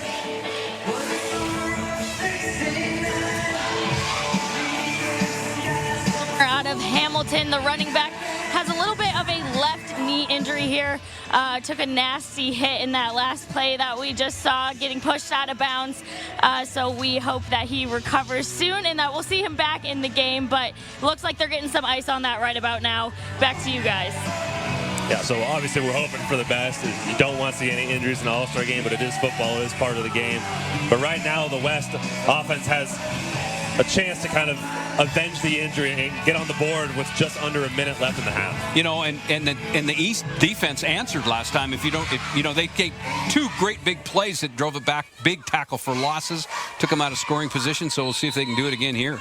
Yeah, Derek Rothwell from CMR was man in the middle as Rostad play action, back left corner of the end zone. Oh, and Finch with the gritty. Wow. With the gritty dance on A.J. Ulrichs, using size and strength to create space and score a touchdown on the left edge of the end zone. I think he caught that with one hand, too. I don't, if we can get a replay on that.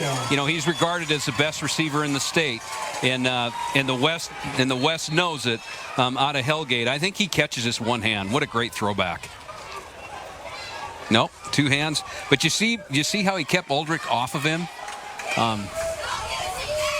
And that's just using size, right? Right there. Well, size and know-how, right? I mean, so, you know, receivers, I'm a old defensive coach. Receivers cheat, and offensive coaches teach them how. And so if you don't get caught and you score a touchdown, that's the game. But that's a great play by Finch. And, man, they have featured him tonight. He came in with the top billing as the top receiver in the state, and you can see it. That's 6'3", going against 6 foot.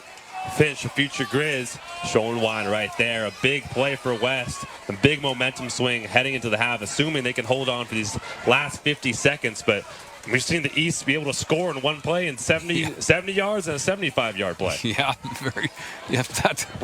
we've seen it all, right? You know, that drive, though, Dylan, stemmed from a bad onside kick. You know, I mean, they didn't have to do that. And I'm a second guesser, though. Yeah. But I just, you know, that's what happens when you gamble.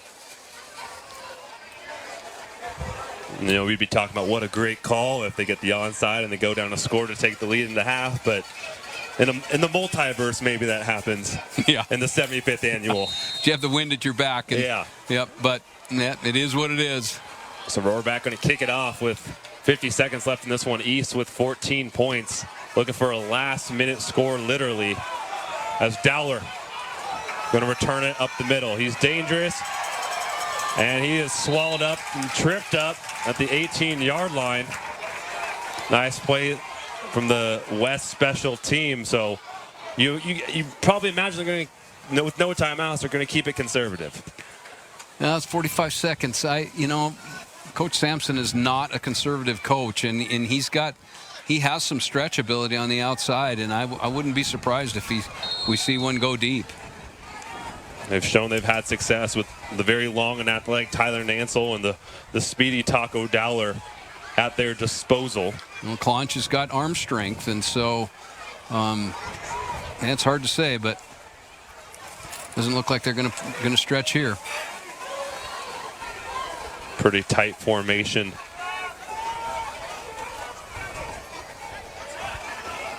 Having trouble lining up. As Dowler back in motion.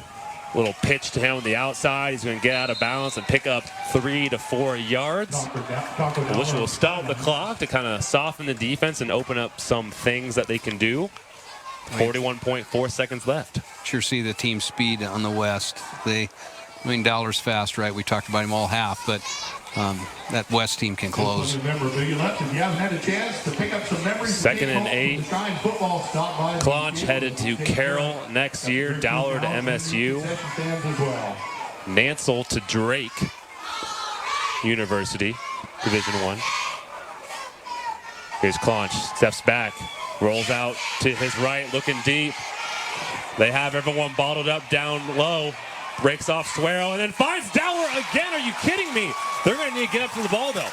The clock will stop momentarily, but no timeouts for the East. And that's really a defensive problem of not keeping Clonch contained and letting him do that. He's shown he's just going to kill you. 1,001, 1,002, 1,003, 1,004, 1,005, 1,006, 1,007. Clonch understanding he's going to spike it right at the 49-yard line. So only 5 seconds goes off the clock. As now you maybe try to get out of bounds and get yourself in range of Trey Mans, who certainly has the leg, being a kicker and going to the University of Providence next year as a soccer player. Or would you just keep trying to play for a touchdown here with no timeouts? Well, obviously both coaches have said I'm going to let it all hang out, and so I think they're going to just let him run around until the West says, I'm not going to let you do that. I might, you see three-man front, but I would assume you're going to start to see some four-man pressure. Clonch with the snap, rolls out to left, goes deep, looking for coverage, and that's going to be a flag. Looks like they might in the secondary. They're going to get Chase McGurran from Helena with pass interference, but there's one near the 50-yard line that could be a hold. Yeah, I think we're going to get an offensive line hold, and I think we're going to get a defensive hold. And I think they're going to offset penalties. Illegal formation. And it's going to be 18 seconds left. On the offense. Pass interference. Number 7 on the defense. Illegal formation on offense. Penalties offset either way. So no harm, no foul. 2nd and 10 with 18 seconds left. Again, just if that offensive line can buy Clonch 5 to 6 seconds of time, yeah, it's just that defense is very vulnerable. It is. They have to wait that long. Yep, and the West has enough speed to chase him down if they decide they're going to bring that kind of pressure. But I think Clonch is got too strong an arm just to let him run around. Simonson in the backfield along with Clonch. Steps up in the pocket, breaks off to the left. And he just couldn't get out of bounds, stop the clock. So maybe just setting up a Hail Mary then with 3rd and 7, 3rd and 6. He'll probably have 2 plays with 12 seconds if he doesn't hang on to the ball very long. They'll try to get the ball to the sideline as quickly as they can. And you said it, we got a good kicker, the CMR kicker, so if they can get it into the 30 or so, that gives them a chance for a field goal. So I think that's probably what Coach Sampson's going to try to do. And I wouldn't be surprised if they run Schlepp on an out, get him the ball at about 8 or 10 yards and set themselves up for a field goal. Looks like Schlepp's actually on the sideline right now. Looks like he came out of the game. maybe to keep more speed on the perimeter. Shotgun formation, Simonson to the right of Clonch.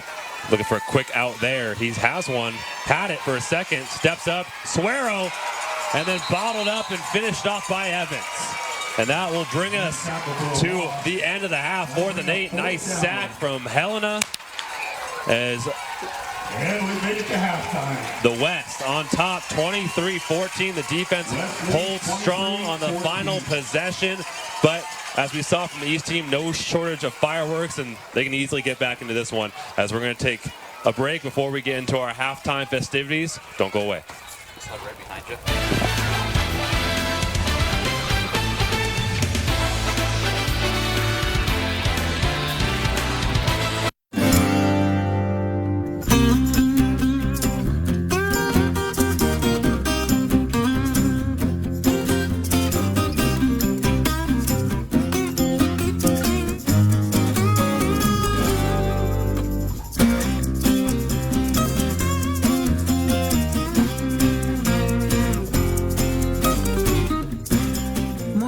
Coffee roasters, roasting beans to perfection for over 30 years.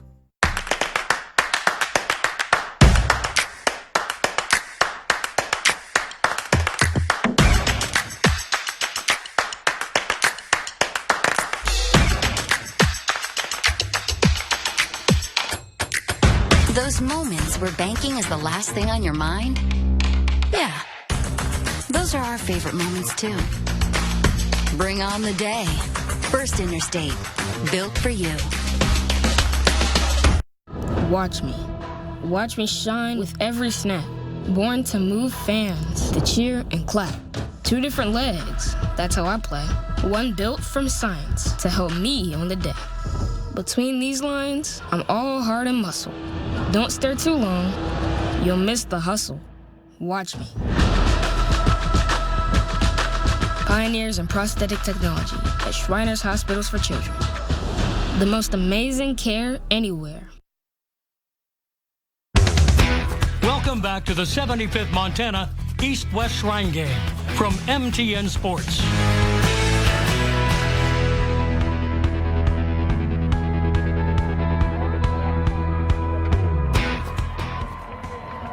Throughout the broadcast, we were talking about this right now. Phone number, website, donate your money. Now we want to show you why the work is never done at the Shriners Children's Hospital.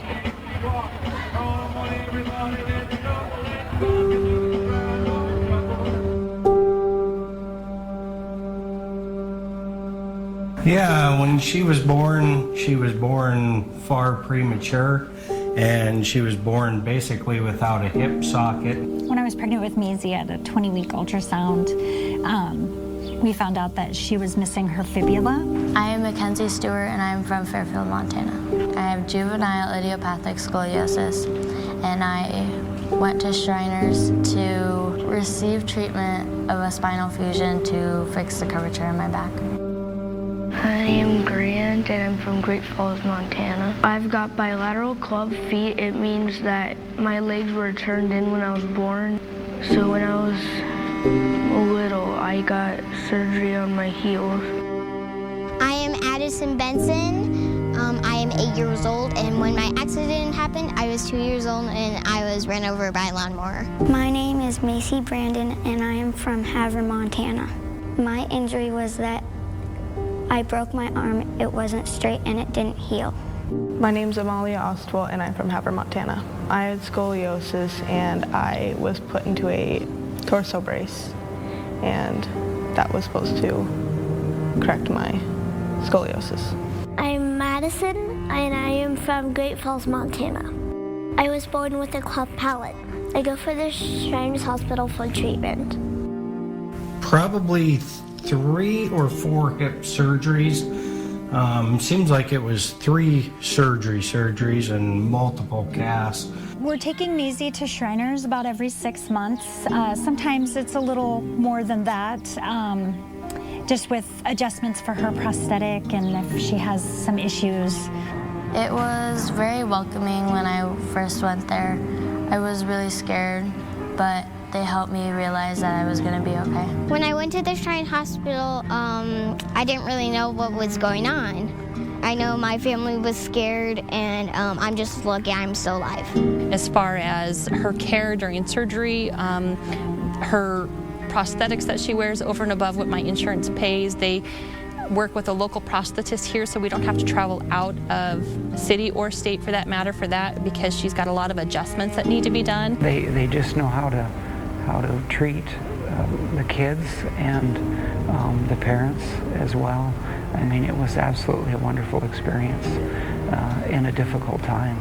And the local Shrine group helping us with travel expenses and lodging has just been a lifesaver. There have been times we've made 3 trips in a month out to Spokane to go to treatments. My favorite place is the playroom where all the balls and toys are. I love all the people at Shriners Hospital. They're just so nice and generous and do so much for everybody. I can do every sport: skiing, basketball, softball, wrestling with older sister. I can do a lot of sports, like nothing can stand in my way. I think that Shriners is a really good hospital for kids, and that will help people become a kid again instead of worrying about, oh, I can't do this or I can't do that.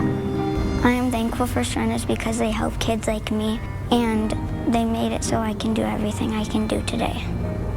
My prognosis is really good. Since after my surgery, I've been able to play all the sports and been able to do stuff I really love to do. Sorry, it's not easy for me. It's easy for me to say thank you, but it's super tough.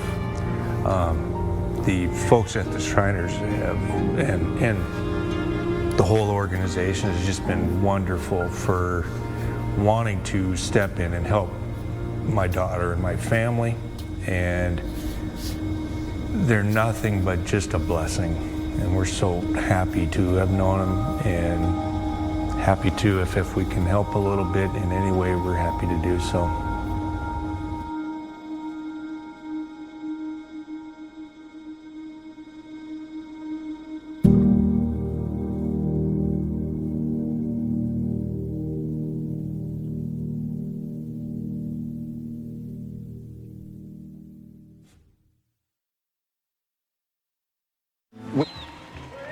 Three, two. Welcome back to the 75th Montana East-West Shrine game at halftime. West team is leading the East team 23-14. I'm joined now by Tim Forbes. He's on the Shriners International Board of Directors. And Tim, first and foremost, this is your first Shrine game. Pretty good so far, huh? Oh, it's an excellent game. The players are doing great. The fans are phenomenal. You couldn't ask for a better evening. It's nice and cool. What a great time for a good game. Absolutely. And being on the International Board of Directors, that's got to be a pretty good honor. What are some of your duties there? Well, we travel like we do for here, representing Shriners all over the world. And on top of that, we get an opportunity to meet patient ambassadors and talk with different parents about their experiences with Shrine, and also interview some of the people that are looking to bring their children to us, because we've got the time, the talent, and the means. We'd love to take care of more children, as many as we could. All right. Tim, thank you so much for joining us. Thank you for all you do for the mission of the Shriners Children's Hospital. We're going to go to another commercial break. We'll be right back with another interview before kickoff to the second half of the Montana East-West Shrine game.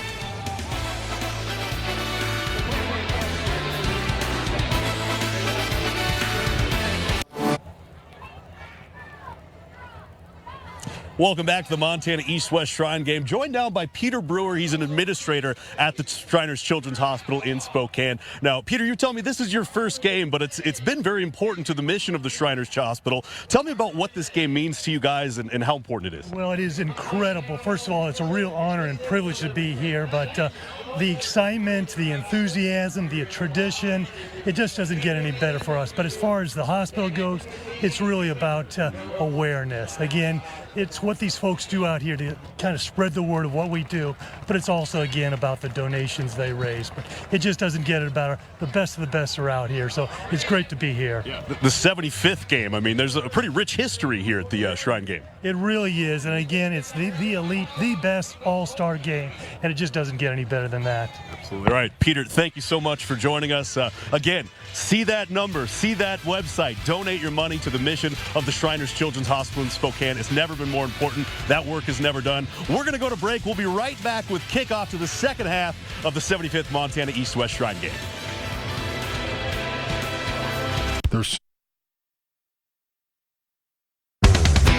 Welcome back to the 75th Montana East-West Shrine Game from MTN Sports. And welcome back as we're a few moments away from second half action from the 75th Annual Montana East-West Shrine Game as we're trying to collect all the donations we can throughout the rest of this broadcast in order to bring donations to children in need of the Shriners Children's Hospital in Spokane. No shortage of fun action that first half. The East scored twice, 2 big-time touchdowns, one from Tyler Nansel on a 70-yard score, another one from Taco Dowler on a 75-yard bomb. But the West had the last laugh to end the first half. Connor Sullivan a blocked field goal for a touchdown. Tyson Rostad with a running score in that first score, and then Ian Finch capped it off. They're up 23-14 as we head into the second half. No shortage of offense. And speaking of offense and playmakers, Ashley Washburn on the east side is standing by with Tommy Mlott, who had an excellent, historic freshman year with Montana State. Ashley, what do you got? Hey guys, I told you that I was going to be on the sideline looking for people and ended up finding Tommy Mlott, quarterback from Montana State. He was a 2020 invite for the Shrine Game. Unfortunately, didn't get to play because of COVID, but he's here. What brought you out to the game? We got to come up to Great Falls, come and support some future teammates, support some kids that I know from Butte, and got to come up and see my girlfriend Andy and watch her brother Rafe play tonight. So pretty special. Well, speaking of teammates, let's talk about a former teammate, Dylan Snyder. What have you seen from him? How excited are you to play with him again at Montana State? Yeah, absolutely. He's coming to MSU. He's going to be a wide receiver for us. Tonight he's playing D end. It's a little bit out of position for what he's been preparing for, I'm sure, but he's been a great effort, been out there for special teams. Really loving the effort he's been showing out there. Absolutely, and he was a wide receiver. But let's talk about another wide receiver on that East team, Taco Dowler. I actually looked up at you at the end of that second half when he had that huge touchdown catch. You had a huge smile on your face. What did you see from him so far? Yeah, he's a super dynamic player. Him and Isaiah, the quarterback for West, they got that connection. That's kind of what they've been doing all year. And it's been it's pretty special to watch that, it's an all-star game, but just kind of going off script there and getting a huge play there. It's pretty cool. Are you excited to have him as a teammate soon? Absolutely. I've known Taco. I've competed against him basketball and football since, he was a sophomore, I was a senior, and I'm for sure excited for him to come down and get ready for college ball with us. Absolutely, and only a couple weeks until you guys start those summer camps. How are you feeling getting ready for that? Feeling great, yeah. Everyone's working their butt off right now, and summer's been a grind so far, and we're really happy with how everything's been going. Awesome. Well, thank you so much for talking to us. We'll obviously talk to you again in a couple months when we get ready for fall camp. I'll send it back up to the booth for you guys, Dylan and Greg. Thanks, Ashley. Nice seeing Tommy Mlott in the stands. Obviously a very bright future ahead of him as part of the Cats. Again, I'm Dylan Foreman, joined by Greg Upham here in the booth. Great action-packed first half. Greg, what were some key stats that stood out to you? First, on the east side, the receiving numbers are kind of ridiculous and Madden-esque. Yeah, I think they're probably cleaned up Clunch's ability to just run around, for one. And then secondly, West is just going to keep doing what they're doing, and the East is going to have to adjust because that's the way it's going. So the East is going to start with possession, as that's going to be a touchback from Taco Dowler. East will get a chance to try to climb back into this one, down 9. They let one slip away to Ian Finch in the end zone, in the red zone, towards the end of the first half, but still within striking distance, as we saw from that first half. Yeah, I think if, the success that the East can take out of the first half is they did have the ability to run the ball and kind of got away from it. I don't know why, but their stretch play was working, giving them about 7 to 8 yards a carry, and so we'll see if they go back to it. So Clonch starting the second half, as he did most of the first, alongside him DeLeon. They're going to hand it to him to try to soften up the defense, but these stopped big time by Forrest Swerow, the Helena grad. big things ahead for him in college as he just eats up the middle of that defense. Yeah, you need to know where he's at, just like you have to know where Finch is at. But how about Suero? 2 pick sixes as a defensive lineman this last season. Also a state placer and shot put. Also plays a little baseball as well. It kind of does a little bit of everything. You would think a man that size wouldn't be able to move as well as he does. Well, you'd be wrong. 2nd and 10 for the East. Clonch back to pass. Looking for Schlepp, and Suero almost finds him again. Nearly taking out Suero. Looking for a tackle, and he gets it, as you just can't escape Forrest Suero for long, as all that running around the first half finally catches up to Clonch, as Suero says, I've had enough. You know, I've been talking about him all day, and the word is that there hasn't been a defensive lineman like this in the state for over 10 years, and he's small in size, so the big sky didn't go on him, but Carroll's got him, I think, and you just can't block him. You just absolutely, if you don't know where he's at on the field, he's going to ruin your day, and he just ruined his day there. So it's going to be 3rd and about 25. Look at this. They move Suero from the nose guard back out to the outside. Now he's in a 3 technique, so you're going to have to block him one-on-one. Get out to the flat to DeLeon. Multiple West defenders there to take him down. It's going to be a gang assist there. It's going to be 4th down and bring out the punt unit, as Forrest Suero had his imprint on that, as made some big plays on his fellow teammate next year. Yeah. In Clonch. He did. We're going to be buddies, but for now, we're enemies. Right. Boy, what a great defensive series for West coming out. Wow. And the East started their first half offensive action in a very bad way with the safety, and now not starting off the second half in a great way, too, is Bridger Polk will miss punt, and that is going to have a net gain of maybe 8-9 yards. And that's the risk you take when you roll out a punter like that. Yeah, that rugby punt, you know, it works sometimes and sometimes it doesn't. And, man, what a tough start for the East in the second half. Does their defense have enough to hold on? As you see Cash Salisbury in the game now, inside linebacker, the Malta native and Malta grad. His sister was featured in the pregame show as one of the Shrine ambassadors for the East team. Again, all that great work the Shriners Hospital is due to you folks at home watching the broadcast. You can continue to help the Shriners Hospital in Spokane with the information at the bottom of the screen. As Caden Hewitt starting the second half, a little toss on the outside as he is buried. Looks like a little toss to Zalewski. He has some nice plays in that first half, but only gains 1. Sure did. Nice defense by the East, and they have stepped up in critical times to keep this game in check, and they're going to need to here. I mean, if they can force a field goal, that's a big win for the East defense. But they'll have to deal with Hewitt as they hand it off. And stop big. Big tackle. I believe that was Salisbury on the play, meeting him in the middle as they were handing it off. Brings up a 3rd down. And stopped cold in his tracks.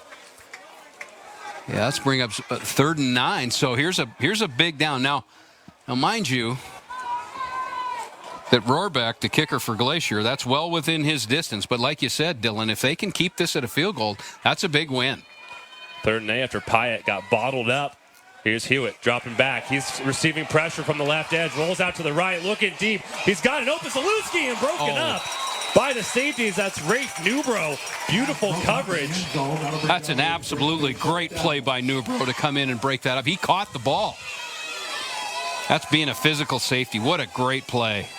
Newbro headed to Western next year as a receiver, but the things he did on the offensive and defensive side for the Rustlers of CMR cannot be understated. Started his career as a quarterback, moved him to receiver so that he could have more action at safety and not get as tired on the offensive end. And that CMR program up and coming for sure. But him and Devron Brewer, nice break up there as Rohrbeck.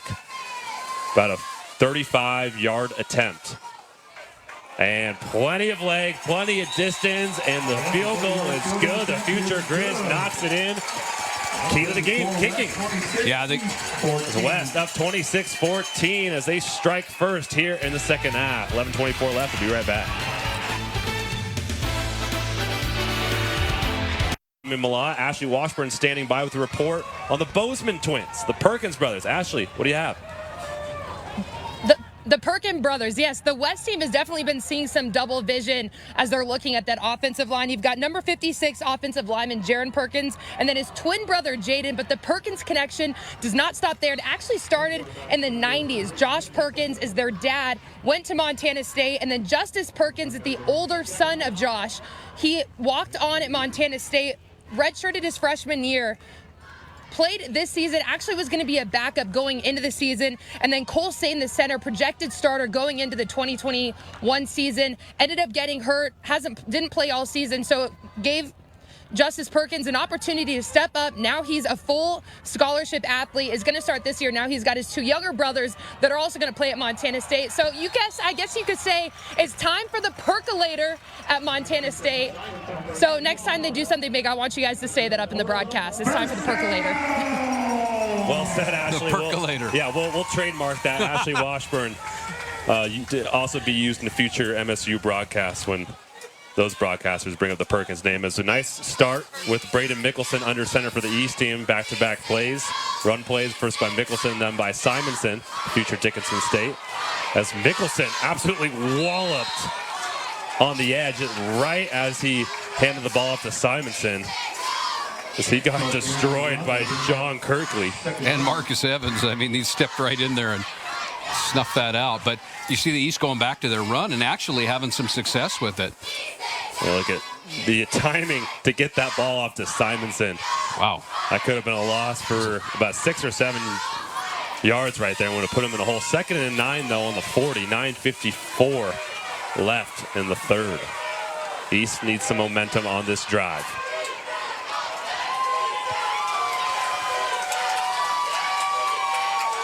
Play action, trying to find Schlepp. Then they find Dowler through his hands wide open. And you will not see that often from the reigning Gatorade Player of the Year. And that's what they wanted too. So that run game starts to set up the play action, and that's what Coach Sampson wanted out of that. And just Dowler dropped the ball. Oh boy! Look right. I mean, you play actually action roll out, wide open. Thrown just a smidge behind him. Schlepp was open also. 5 yards in front, had a couple options, but now it's 3rd and 9, a big play coming for Mickelson and the gang. West showing pressure. Mickelson drops back, finds Dowler, can he escape the wrap up, and he does. That second effort, he might have got the first down. He had to get to the 49, a little bit long of the 49. Well, he was rolled up by Braden Morris, but he rolled over the body of Morris that allowed his knee to stay off the ground, and he kept going, but it's going to be 4th and inches. I think I'm going for it here, Dylan. I think you got it. I'm going to go for it here. Oh, they're calling for measurement. Yeah, you see this? He doesn't go down, right? He just sits, heads up. Nice heads-up play by Taco. A nice make-up play too from the play before on the drop pass. Gives them a chance to either get this first down or give them a very short and manageable situation to pick up the first and continue their drive. But the East does need something here because that West team, I mean, even though it was only a kick, it was a really nice kick. And if they give Rohrbach any space or Hewitt any momentum, this thing could get out of hand quick. But the East has shown resilience in that first half. Looks like they got a little bit further to go for a first down. I'm saying it's a little bit more. Oh, maybe 3 inches? Yep. 3 to 4 inches? Yeah, not much, just a little bit. So, well, we'll see if Coach Sampson brings in his heavy set. Possibly Ryan Crea. They had Zach Newton in there, yep. Crea and Newton. Crea and Newton in the backfield. They've had trouble snapping the ball, right? So, and get off, and they've had, this is one of those times where you hold your breath and no fumbles, no anything, but... Oh, Bridger Polk, yeah. He's back there at the punting position. You think they're just going to sneak it? And they punted on 4th and inches. There he got it off. That's a nice punt there from Polk. Oh, he dropped the ball. The legs. Fair catch is called for. Chase McGurn that went right through his hands. Yeah, if the defense would have got there in time on the kick team. So West will take over on their own 4-yard line. It's a great punt from Bridger Polk. They switch the field as we'll be back. West on top, 26-14. Great. So it's Hewitt and Zoner on their own 4-yard line. Zoner back from injury in that first half. Good to see him back there. They're going to hand it off to him right away as he is gobbled up by Ryan Crea as he got the first lick on him. As he's going to either get to the line of scrimmage or lose one. Different running back, quarterback combination here. Fans here, and I'll let the cheer squad determine who it is. If you're for yellow, make some noise. So it's going to be 2nd and 10, no gain on the play, 8:30 left. Again, the West pinned back. East wants to keep the West down here. Look like East is in a man coverage with a man free. It's awful chancy to do that. St. Crea, a deep ball to finish on the back shoulder throw. What a throw and what a catch. As Emmett Renner couldn't do a thing. You have to double him. He's talking to one of his coaches, Coach Brian Salonen, who is a great false high guy, actually played for the Cowboys, and he said one thing he had to teach him was how to work hard. Well, looks like the lesson taught. I mean, being chased by Caleb Flores and off his back foot, still able to make the plays. Zoner gobbled up by a couple East defenders. Shell Osborne on the tackle. You know, Dylan, it's kind of interesting when you get in these all-star games and you get in conversion downs and big plays, but who makes them is the stars. And, you know, we talked about Finch coming in at the beginning of the game saying, hey, this kid is supposed to be the best receiver in the state of Montana, and he has proven it in big downs. Touchdown before half, gives them a big first down, pulls them out of the deep in their own territory. Whoa! That ball dangerously thrown, incomplete. Spencer Leonard played the state title game against Freud Medicine Lake in the 6-man football, making a play. Played the 6-man all-star game last weekend. Made a nice tackle to play before. Spencer Leonard getting in on the action for Power Dutton Brady. Showing out, but still 3rd and 8. And Hewitt made a nice conversion. Here's a big down last play. Let me guess. Where's Finch, right? I want to know where he's at on the field. Instead, they get it in the flat. Oh, a couple side jukes. Beautifully done by Blake Shoup from Florence. Another really good outside weapon for Coach Carver. Class B champs got some dudes that can move, and Blake Shoup picks up a big first down for the West team. Joey Sider said we're up to 13,100. But it's slow now, so start dialing, everybody. Dial fast.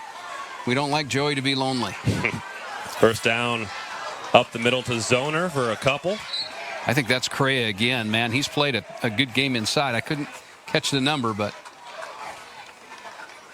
And I'm just happy to see Zoner back on the field after that apparent knee injury in that first half. He's back. He looks back to normal. Great to see, especially in an all-star game. We want to send these guys to college nice and healthy. Yep, absolutely. So 2nd and 8, 6:40 left in the 3rd. Hewitt rolling out to the right. Chase down. Dodge a couple tackles. It's going to be Caleb Flores, Fairfield. Really good all-state Class B basketball player as well, showing his versatility on the edge. Hewitt's mom and dad are from Anaconda. You notice how I said Anaconda, not Anaconda. It's Anaconda. Very distinctive detail there. Very distinctive. That's 3rd and 6, another 3rd down situation as the West have another trick up their sleeve. East needs to get off the field, right? It's 3rd down. So started on the 2-yard line, I think, 2 or 3-yard line. This drive started. Blake Shoup got the last 3rd down conversion. Hewitt looking down, forced out of the pocket. Great contain. And Caleb Romero, they call him the Joker because of what he does to his victims. He's got the Joker gloves on as well. Look at him strut his stuff to the east sideline. As a big wrap up there in the backfield. Romero, number 99. Pretty much handles it from the inside. He comes loose, and then it has the ability to run Hewitt down. Look at the power. Just flipped Hewitt like he was a little tiny guy, and he's not a little tiny guy. Got to mention Ryan McGinnis on the contain there to force Hewitt back inside to the big Romero. As there's the punt from Rohrback. Oh. And Rafe Newbro is going to fair catch at the 24, 23-yard line. As we're going to step away, so maybe a little life after a nice defensive stand from the East team. Still points to make up. They're down 14-26 with 5:07 left in the third.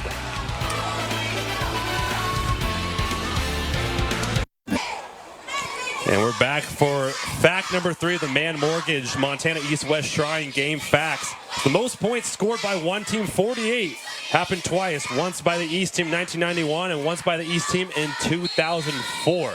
Well, the West team's got some high-powered offense. They may not reach 48, but they could get close. Flat pass from Mickelson to Dowler to start the East possession. Look at the tiptoe on the sideline. It's a big collision. A couple players go down. A coach almost went down, but there's also a first down this time from the East. Taco Dowler keeping his feet nice and happy. You know, first half, you mentioned it, Dowler 5 catches for 132 yards and 1 TD. So I'm starting to find him here. I still think the East can run the ball. They had success in it, and we'll see if they stay with it. Mickelson still under center. He had the last possession as well. We're up to 13,405, so Joey's not quite as lonely as he was, but if you guys can keep sending that support in, that would be great. Thank you very much for all the donations. Hand off to De Leon, and that is going to be just enough for the first down. Handed off to the right, picked up. Nice block, and got enough.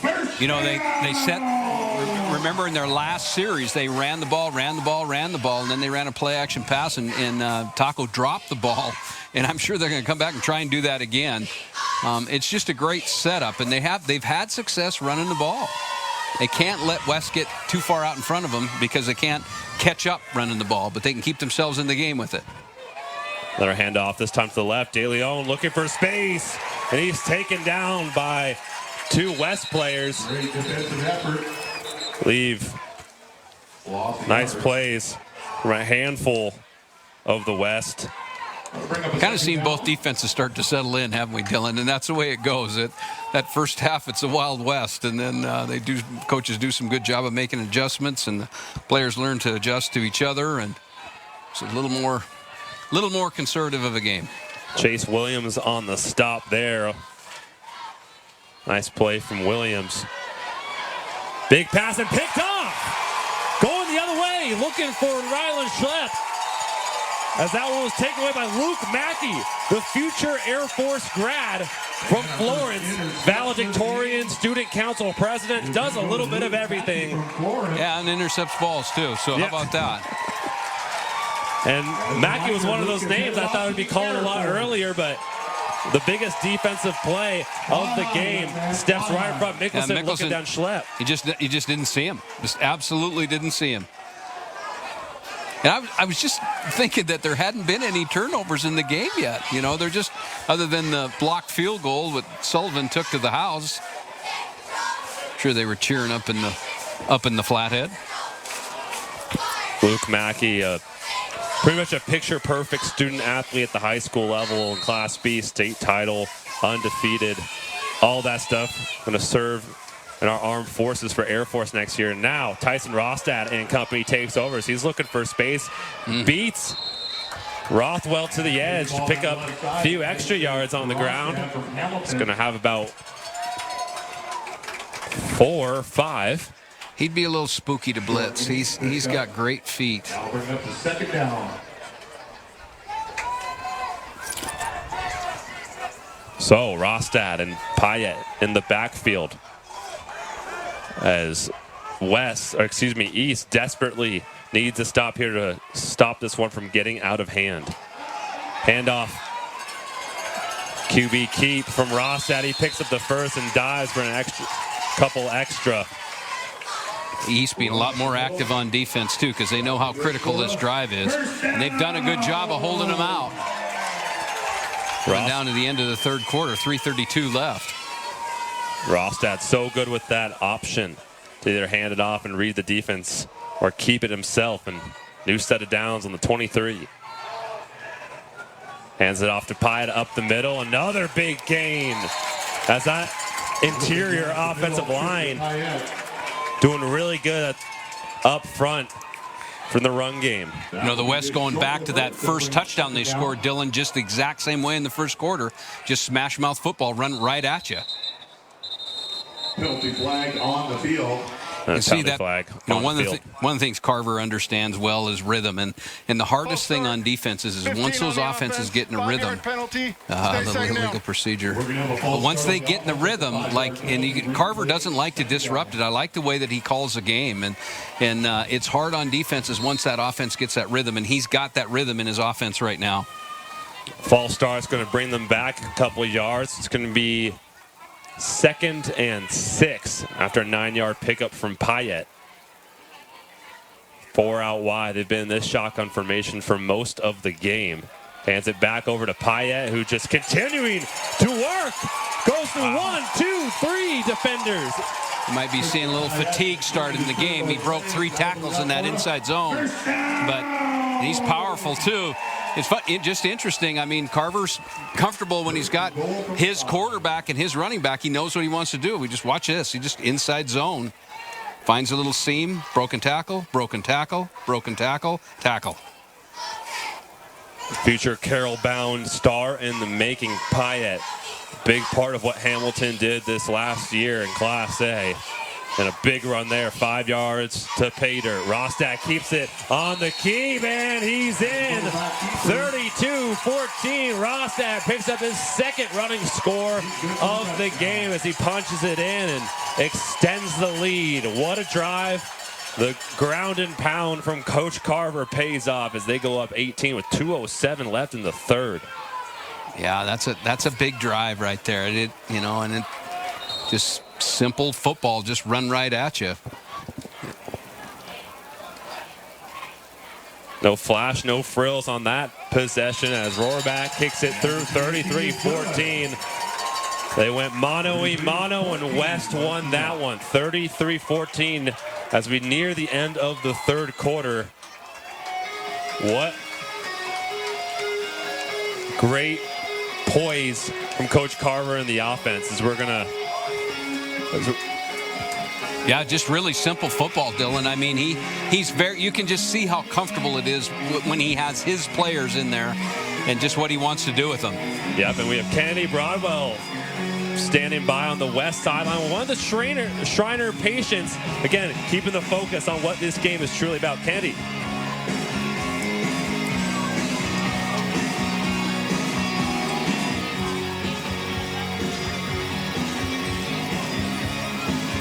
Yeah, okay, so I heard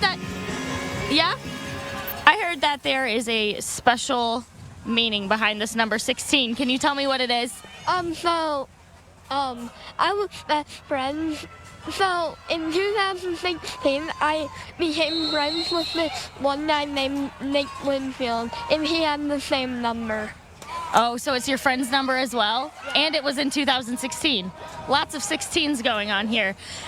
So, Casey, obviously the East team is having a little bit of problems scoring on this West team, but I heard you score on the West team all the time. What's your favorite thing about hanging out with those guys? Probably scoring on them. Scoring on them is your favorite thing? Yeah. All right, Casey, well, thank you so much. Back up to you guys in the booth. I'm not gonna lie, I'd be pretty excited too if I could score on this West team. They have played some pretty, aside from 2 plays, they have played phenomenal defense. This one, thank you, Kennedy, for that update. It's always cool to see what our donations are directly going towards, and what an adorable little kid down there. That was awesome. As now Clunch back in the game as he hands it off to Perez for the East team, down 19 points with 2 minutes left in the 3rd. Greg, a lot of work to be done between the next 17 minutes of football. There's a lot of work to be done, but the East is still in the game. I mean, they can go down. They can run the ball down the field. I know the West probably, be a little more patient with it, but they still have the weapons on the field to do it. So interesting to see. East needs to score here. Quick correction, it was Trey Johannes of Columbus who's now in the backfield of Clunch, not Miguel Perez, as he picked up a couple one on that last one. Claunch stepping back, looking deep to Schlepp. You know, the fact that that is almost a completion is insane because of that length and athleticism. Almost jumped up to the double team, but just a little bit too much English on it. Yep, just a little too high.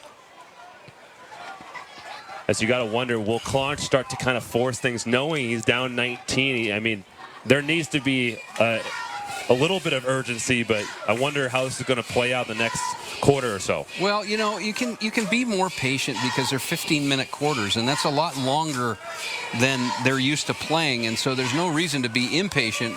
You got 1:21 left in the third. You got 15 minutes left in the fourth. There's a lot of time left in this game.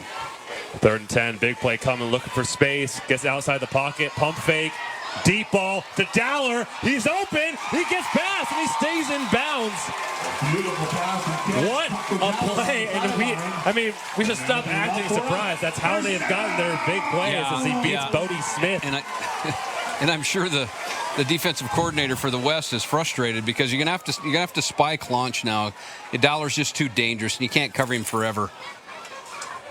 So he finds that separation against Whitefish's Bodie Smith. And again, I mean, you can't blame Smith. There's only so long you can guard that man. There is, yeah, and you're break and contain, and you know the West staying in the three-man front, and so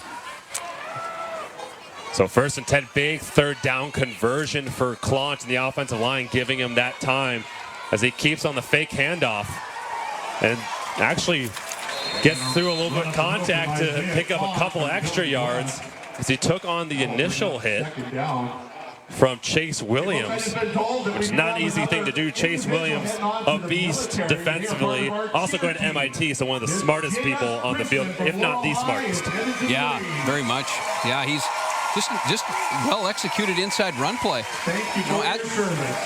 I felt like the East could run the ball, and they've proven that they can, and some broken plays have kept them in the game. So they get a touchdown here. It's all game, all new game. 5 seconds left in the third. They're going to get the snap off, though, as rolling out to the left. Claunch looking for space, a stiff arm, and he's going to take a hit from Williams, as that is going to end the third quarter. As score 33-14. Like you said, plenty of time left with the 15-minute course. We'll see how this one plays out. We'll see how the East finishes their drive when we come back.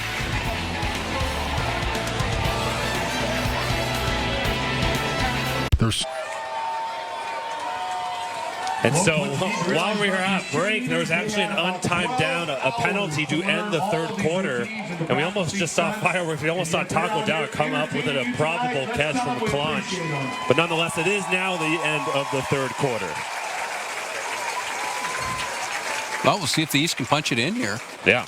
Make it a game. Dowler with that last catch earlier in the possession. 8 catches, 193 yards. And we thought we weren't calling his name enough when the game first started. Oh, he made up for it very quickly. Yeah, it's kind of like Claunch is saying, go deep and I'll find you in about 6 to 7 seconds. Yeah. I mean, I think there's some love that needs to go around to this offensive line for the East. Cutbanks, Dane Barbie, the Perkins brothers, Max Eaton, Zach Malcolm, Brock Hanford, who's done a really good job the little bit of time he's got in the Fort Bend 8-man star. They ran power offense. They had 5-man on the offensive line at all times at 8-man. So he's used to kind of this ground and pound way of playing. But this offensive line really has kept East at least within striking distance, giving Claunch and Mickelson enough time to throw. But it's crunch time now as we are about to start the fourth quarter. It's 2nd and 10, ball on the 11.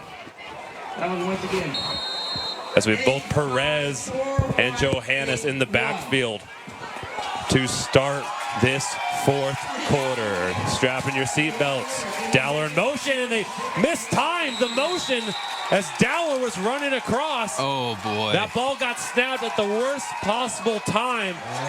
Hit Dowler right in the shoulder pad. Fumble recovered by the West, and that might be the backbreaker. Yeah, and I don't know. Was Dowler looking for it? Could this have been a snap to Dowler? Maybe it's a fake. It looked like he tried to oversell it like it was going to be a fake, but it came right on time. I can't tell if that was designed to go to him, or he was a decoy, or it was just bad timing. Yeah, if we can take another look at that. No, Clunch was looking for the ball, so I think it was just bad timing. Boy, they have had some troubles with execution. You see Clunch when they're going to run it again here. You see Clunch, he looks for the ball. He was going to get it. So in that situation, are they using him as a decoy in that to get the defense to shift? I don't think so. I think he was just coming in motion. 10 yards from the spot of the foul. Stays first down. So we got a holding penalty on the West. And that was John Kirkley with the recovery of the fumble as well. We didn't say that initially. So we're trying to figure out what just happened on that play, but the first play from scrimmage from the West as they take over in their own territory is a penalty. So they'll be marched back after a nice gain. Well, that's a big mistake. That's especially on that big a drive going into score too. Wow. Now the West will probably start sitting on the ball here. And that's kind of what they've already been doing. Their last possession with Rostad, getting a second rushing touchdown, was just a grinded out kind of drive. Now Caden Hewitt taking over with Tim Zoner. Let's see how they decide to play this in their own territory. Step back to pass. Hewitt in the pocket, steps up. Nearly sacked. And he finds his buddy, number 34. Excuse me, that was Batzler. You know what we're seeing is we're seeing the quality of the quarterbacks too. I mean, this just doesn't happen.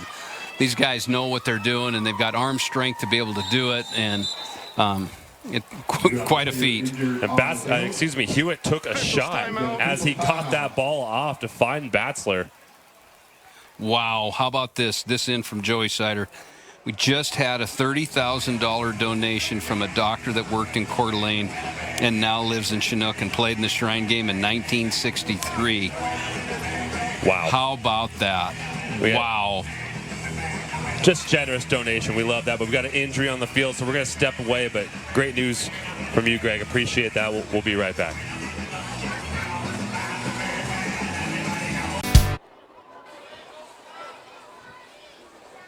Welcome back. So right before we went to the break, Greg, you're trying to get out some news before we headed to commercial break, but if you can, for the viewers at home, repeat what you were telling everyone in the donation that we just received. Yeah, Joey just told me that he just got a pledge, a $30,000 donation from a doctor who worked in Coeur d'Alene and now lives in Chinook and played in the Shrine Game in 1963.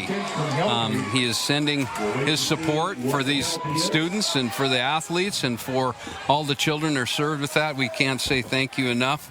That's absolutely outstanding. That brings our total to $43,405. And after the break, we had a nice flat pass that turned out to be a first down, but called back on a hold right there. You can see it was from number 5, Tyler.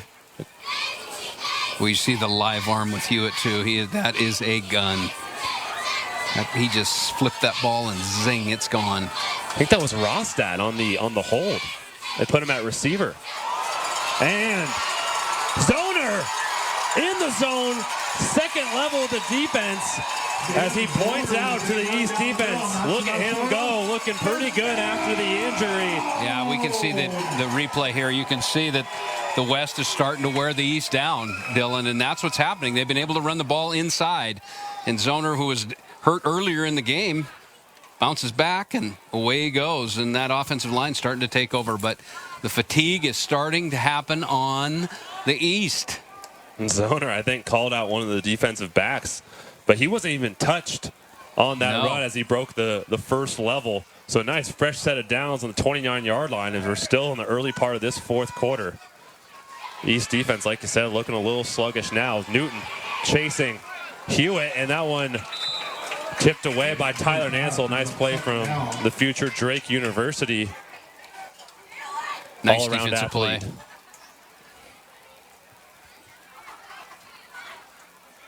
This West team just has been consistent. They've shown they can kind of do it in a lot of different ways. Yeah, they have, you know, and when you look at the East, a lot of self-inflicted wounds, really. Just mistakes on get-off, mistakes, turnovers, just some mistakes. 4 wide here for Hewitt to Zalewski. And he breaks down. Nansel gets to the outside, and it's going to be close to a first down. Nice play, breaking down the defense one-on-one. Caden Zalewski. I mean, we've said his name plenty, but he's a gamer. It can't be understated what he's done in the open field. He has. He's elusive too, right? Look at him here. He's a gamer. I mean, he just kind of gets it done. So 3rd and 1 short, and it's handed to Zoner, who easily picks up the first down. Gets 5. Zalewski, though, Montana commit. First team all-conference defensive back. First team all-conference kicker. I mean, kind of does a little bit of everything, doesn't he? Yeah, he does. Those Montana boys. Yeah, you kind of got to do that. Yep. Fresh set of downs, 12:22 left in the 4th. Hewitt and company are just marching their way down with positive play after positive play. Kind of doing whatever they want to do, aren't they?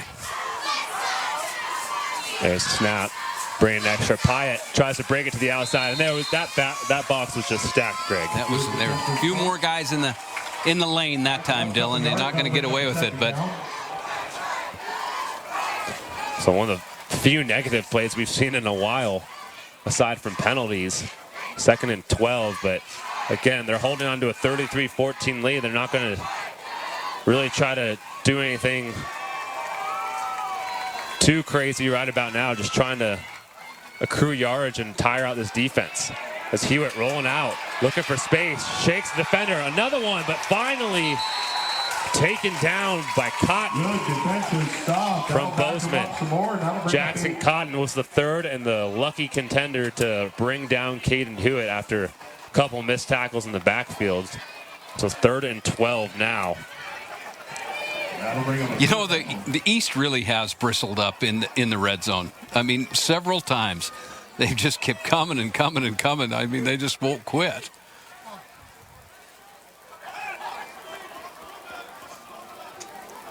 So now we got 3rd and 18, ball on the 22, so you kind of need to get inside the 5 to get a first down. Where's Finch?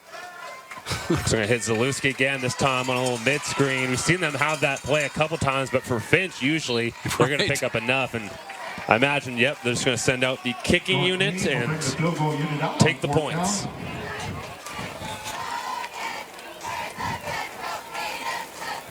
When they have, and then you know what's crazy? They have an all-state receiver in Blake Shoup, and they really haven't even needed to use him that much. Yeah. Zalewski and Finch really have taken up the bulk of the outside load. They really have. Rohrback, a low kick. And that one just sneaks in. And the field goal is no good. Oh, excuse me. Missed wide left. My angle was askew. So that's a big stop see if right it was there. a bad hold or not, but that's the only thing that hasn't gone well for Rohrback tonight. A little bit of a shank to the left. We're going to take a look at this. So yeah, we have seen many mistakes made in special teams, especially. Here's the kick. How'd that hold look to you? I mean, I don't know. It looked like a decent enough. I think the ball got down. I don't know if he got his set hand. I don't know if his set hand was out of the way. So maybe a spark of life left with this East roster. 10 minutes and 13 seconds left. They take over on the 20, down 19. Okay, everybody go deep, and then I'll look for you. Yeah. Blitz up the middle, picked up well as Simonson gets hit pretty darn hard by the safety. What, there's some shots in there. You know, we can see it from here. You can hear it from here. There's some banging on the inside. These boys are ready for fall ball or summer ball. They're itching to get to their school and start their college career. This is kind of the, you know, getting back into it game. Cole Stewart came up from his safety position on that last one and laid the wood.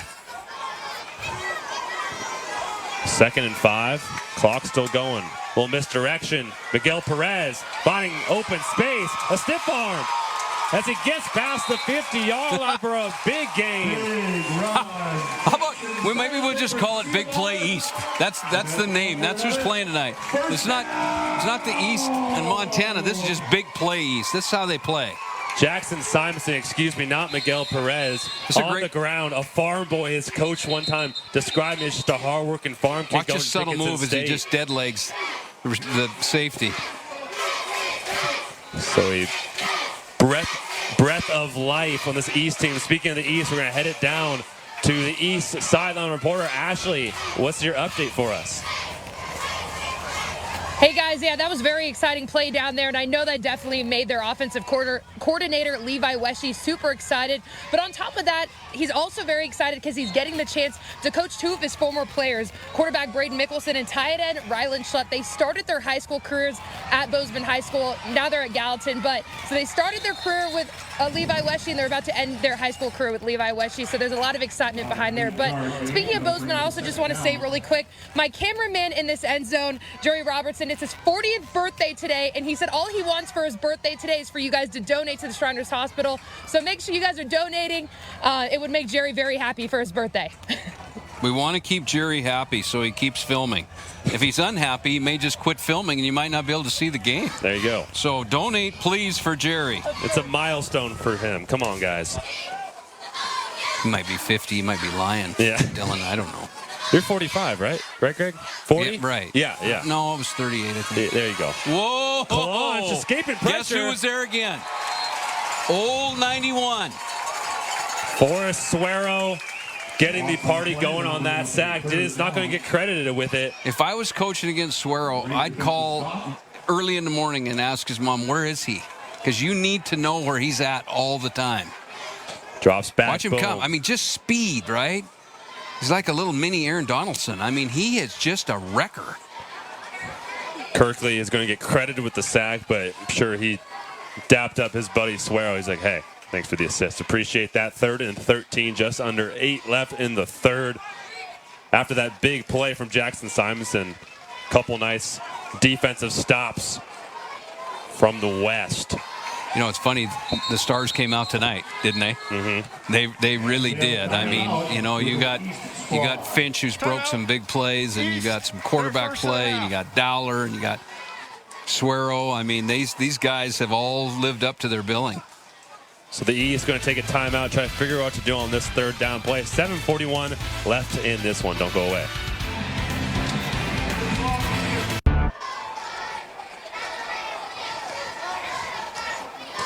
And we're back with our 4th and final Man Mortgage Montana East-West Shrine game fact. As we have the longest touchdown recorded in this game at 72 yards from Scott Spraggins, a former Great Falls High standout on that 95 Missoula Grizz championship team in 1990. And the longest touchdown pass, 99 yards from Levi Lined over in Red Lodge from Will Wire and Bozeman, also in 1990. A high-scoring offensive game in the 90s, huh? As another sack. My goodness, Evans coming out of nowhere. Well, you know what they're doing is they're not letting Clonch run outside now. So they've adjusted his ability to run left or right, and they're letting him run right into that defensive front. So nice adjustment by the West defensive coaches. Charlie Kurgan inside, this time getting the sack. It was Kirkley play before, so now it's 4th and super long, 4th and 21 with just over 7 left. Ball in their own 42. Looks like they're just going to let Bridger Polk punt this one. And he does a booming punt. Not as much wind anymore. That one's all skill and leg, as that's going to roll over just inside the 15-yard line to the 14 as Newbro will touch it down and give the ball back to a red-hot West offense. You know, that first rugby punt that he kicked, you know, didn't do well, but the last two have been impressive. Plus, he's spiraling the ball. That's tough to do when you're running and punt the ball and get a spiral out of it. Wow, tough to cover that. Interesting. See where they do it. Bridger Polk was actually in a leg sleeve. He was kind of limping around most of the week. It just kind of saving him for this game, and he's had a couple nice punts. Aside from that one earlier in the first half, but Caden Hewitt and the gang coming out, along with Tristan Payette. backed up in their own territory, but they've had no problem with that so far. Fake pitch out Hewitt. It's going to run to the edge. Gives a little shoulder chuck to the outside, and he picks about 6. This kid Hewitt's a big fella, but he's still got some legs that can move. He's not just a pocket passer. You compared him to Brock Osweiler earlier in the broadcast. Well, you know, the storyline is that he's got that live of arm, and you can see it. He just flips the ball, and it comes zinging out. A 2nd and 5. We're going to hand it up to the middle to Payette. Breaks a layer, a second one, and finally brought down in the deep secondary as Payette's having himself a sneaky good game on the ground. Yeah, if you add up the yards, rush yards from the inside zone play, it's been big for them in the second half. Yeah, him and Zoner, along with Rostad on the ground, a 3-headed monster. Our stat crew could get that rush. Throw out to the flat. Going to pick up about 6. As Kyle Lawson from Hot Springs brought down by Emmett Renner from Laurel. So again, just nice safe plays, picking up 5, 6, 7 yards per play, and that's all Carver wants right now. Is he just wants to keep this nice comfortable lead with just under 6. What a game, though. Oh, it's a great game. I mean, I know it's close to a 3-score game, but the amount of big plays and entertainment value of this All-Star game hasn't been second to none. As Payette finds some space. Payette runs that inside zone. He saw that blitz come from the east. They blitzed both A gaps and B gaps, and he just bounced it outside.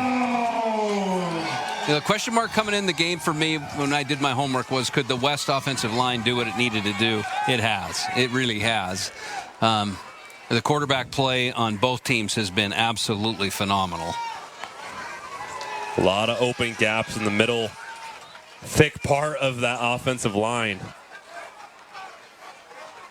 Well, hats off to the players, too. I mean, they give up a week of their summer, and they take the chances to come out on the field, and they play. And we've got a rich tradition and rich history. Look at that. There he goes again. This time it's Zoner breaking free, stumbles a little bit, gives the defense enough time to catch up, and not before a 13-yard gain. Yeah, they're just wearing the East team down. East brings in a brand new set of players, so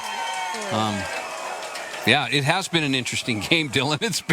It's been kind of wild, hasn't it? I mean, it just a couple of things one way or the other, and the East would be right back in this game, but the turnovers got them, and their inability to execute, really.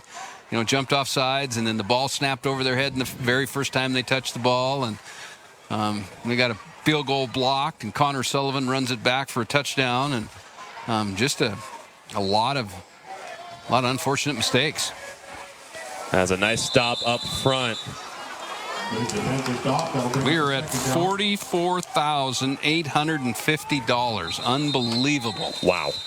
That is just absolutely awesome. Peyton Morton got the stop on that one, but we got a man down on the west side, one of their linemen. So we're going to take a quick break with 4:16 left in this one again to keep the donations coming.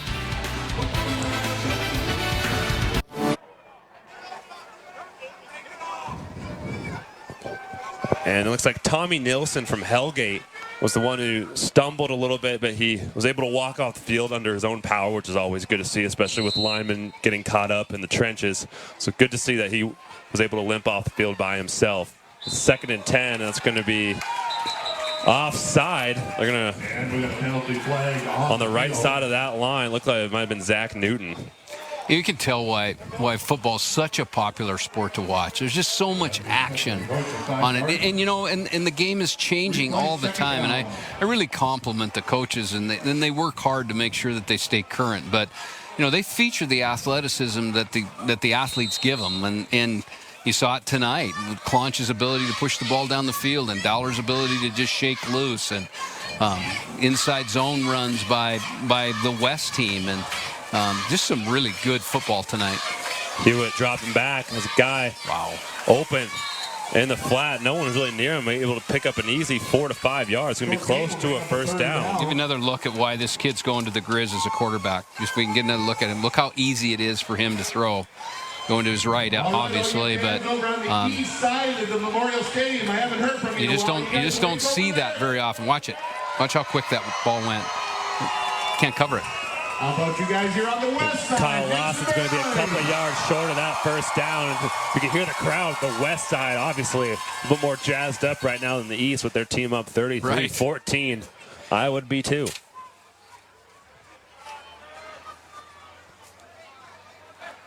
Well, on paper, right, we said, the 4 state championships are on the West this year, and it's kind of proven to come through. Payette looking for room to roam. He likes to run. He likes to run inside. He's very, very comfortable with that. Again, with just 4 minutes left, you got to imagine not reinventing the playbook here at this point for Coach Carver, as a win is on the horizon and looking to make it 2 in a row after a 3-game win streak prior to last season from the East. They missed the West's turn to make it to that 500 mark in terms of the overall record. But a great showing from both sides of the ball. East obviously had their home run hitters provide some fantastic big plays and big energizing plays, but West stayed consistent. They did. They really did. And their defense came to play, too. And you could see the speed of the game. Look how strong he is. Hewitt. Ooh. Oh, that's going to be a penalty. Yep. Oh, yeah. That's a no-no. That was a little bit late. And that's Shell Osborne of Laurel. No bad blood that we know of between Helena High and Laurel. No, I don't think so. But I guess when it's your final game, the frustrations can mount towards the end. I don't think he meant anything by it. He may not have just lost where he was on the field, but it's a little bit out there. You see the strength in Hewitt, too. See how strong he is? He runs. Yeah, well, he picked him right up, too. Yep, sorry about that. Yep. Didn't mean that. My bad. Yeah, my bad. We're getting beaten. I'm a little angry, and I just wanted to. I want one more shot on you. Just a little loving.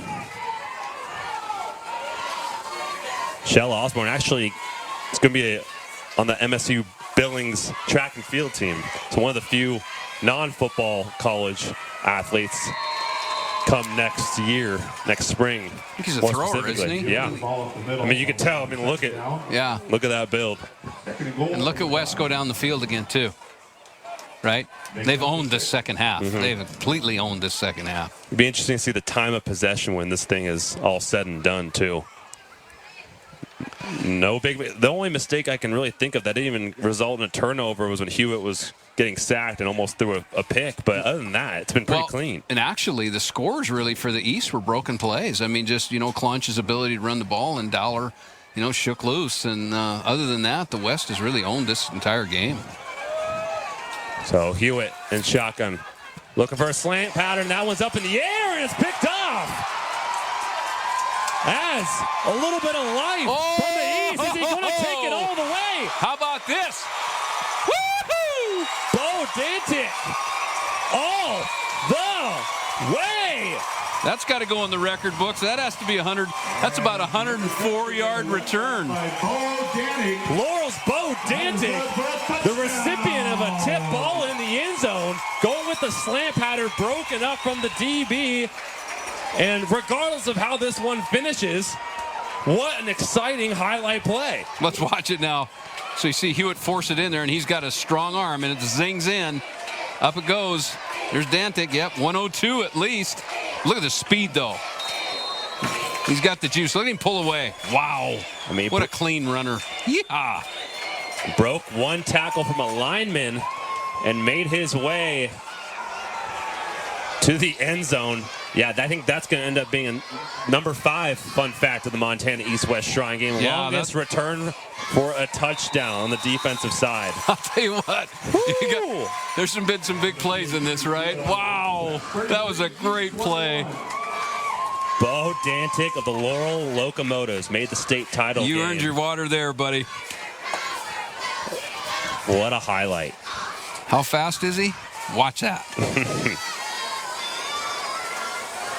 Again, I mean, when you just look at the scoreboard, it comes down to 3 huge plays for this East team that have allowed them to get on the scoreboard. No shortage of electric activity in the Electric City, regardless of a win or a loss. How,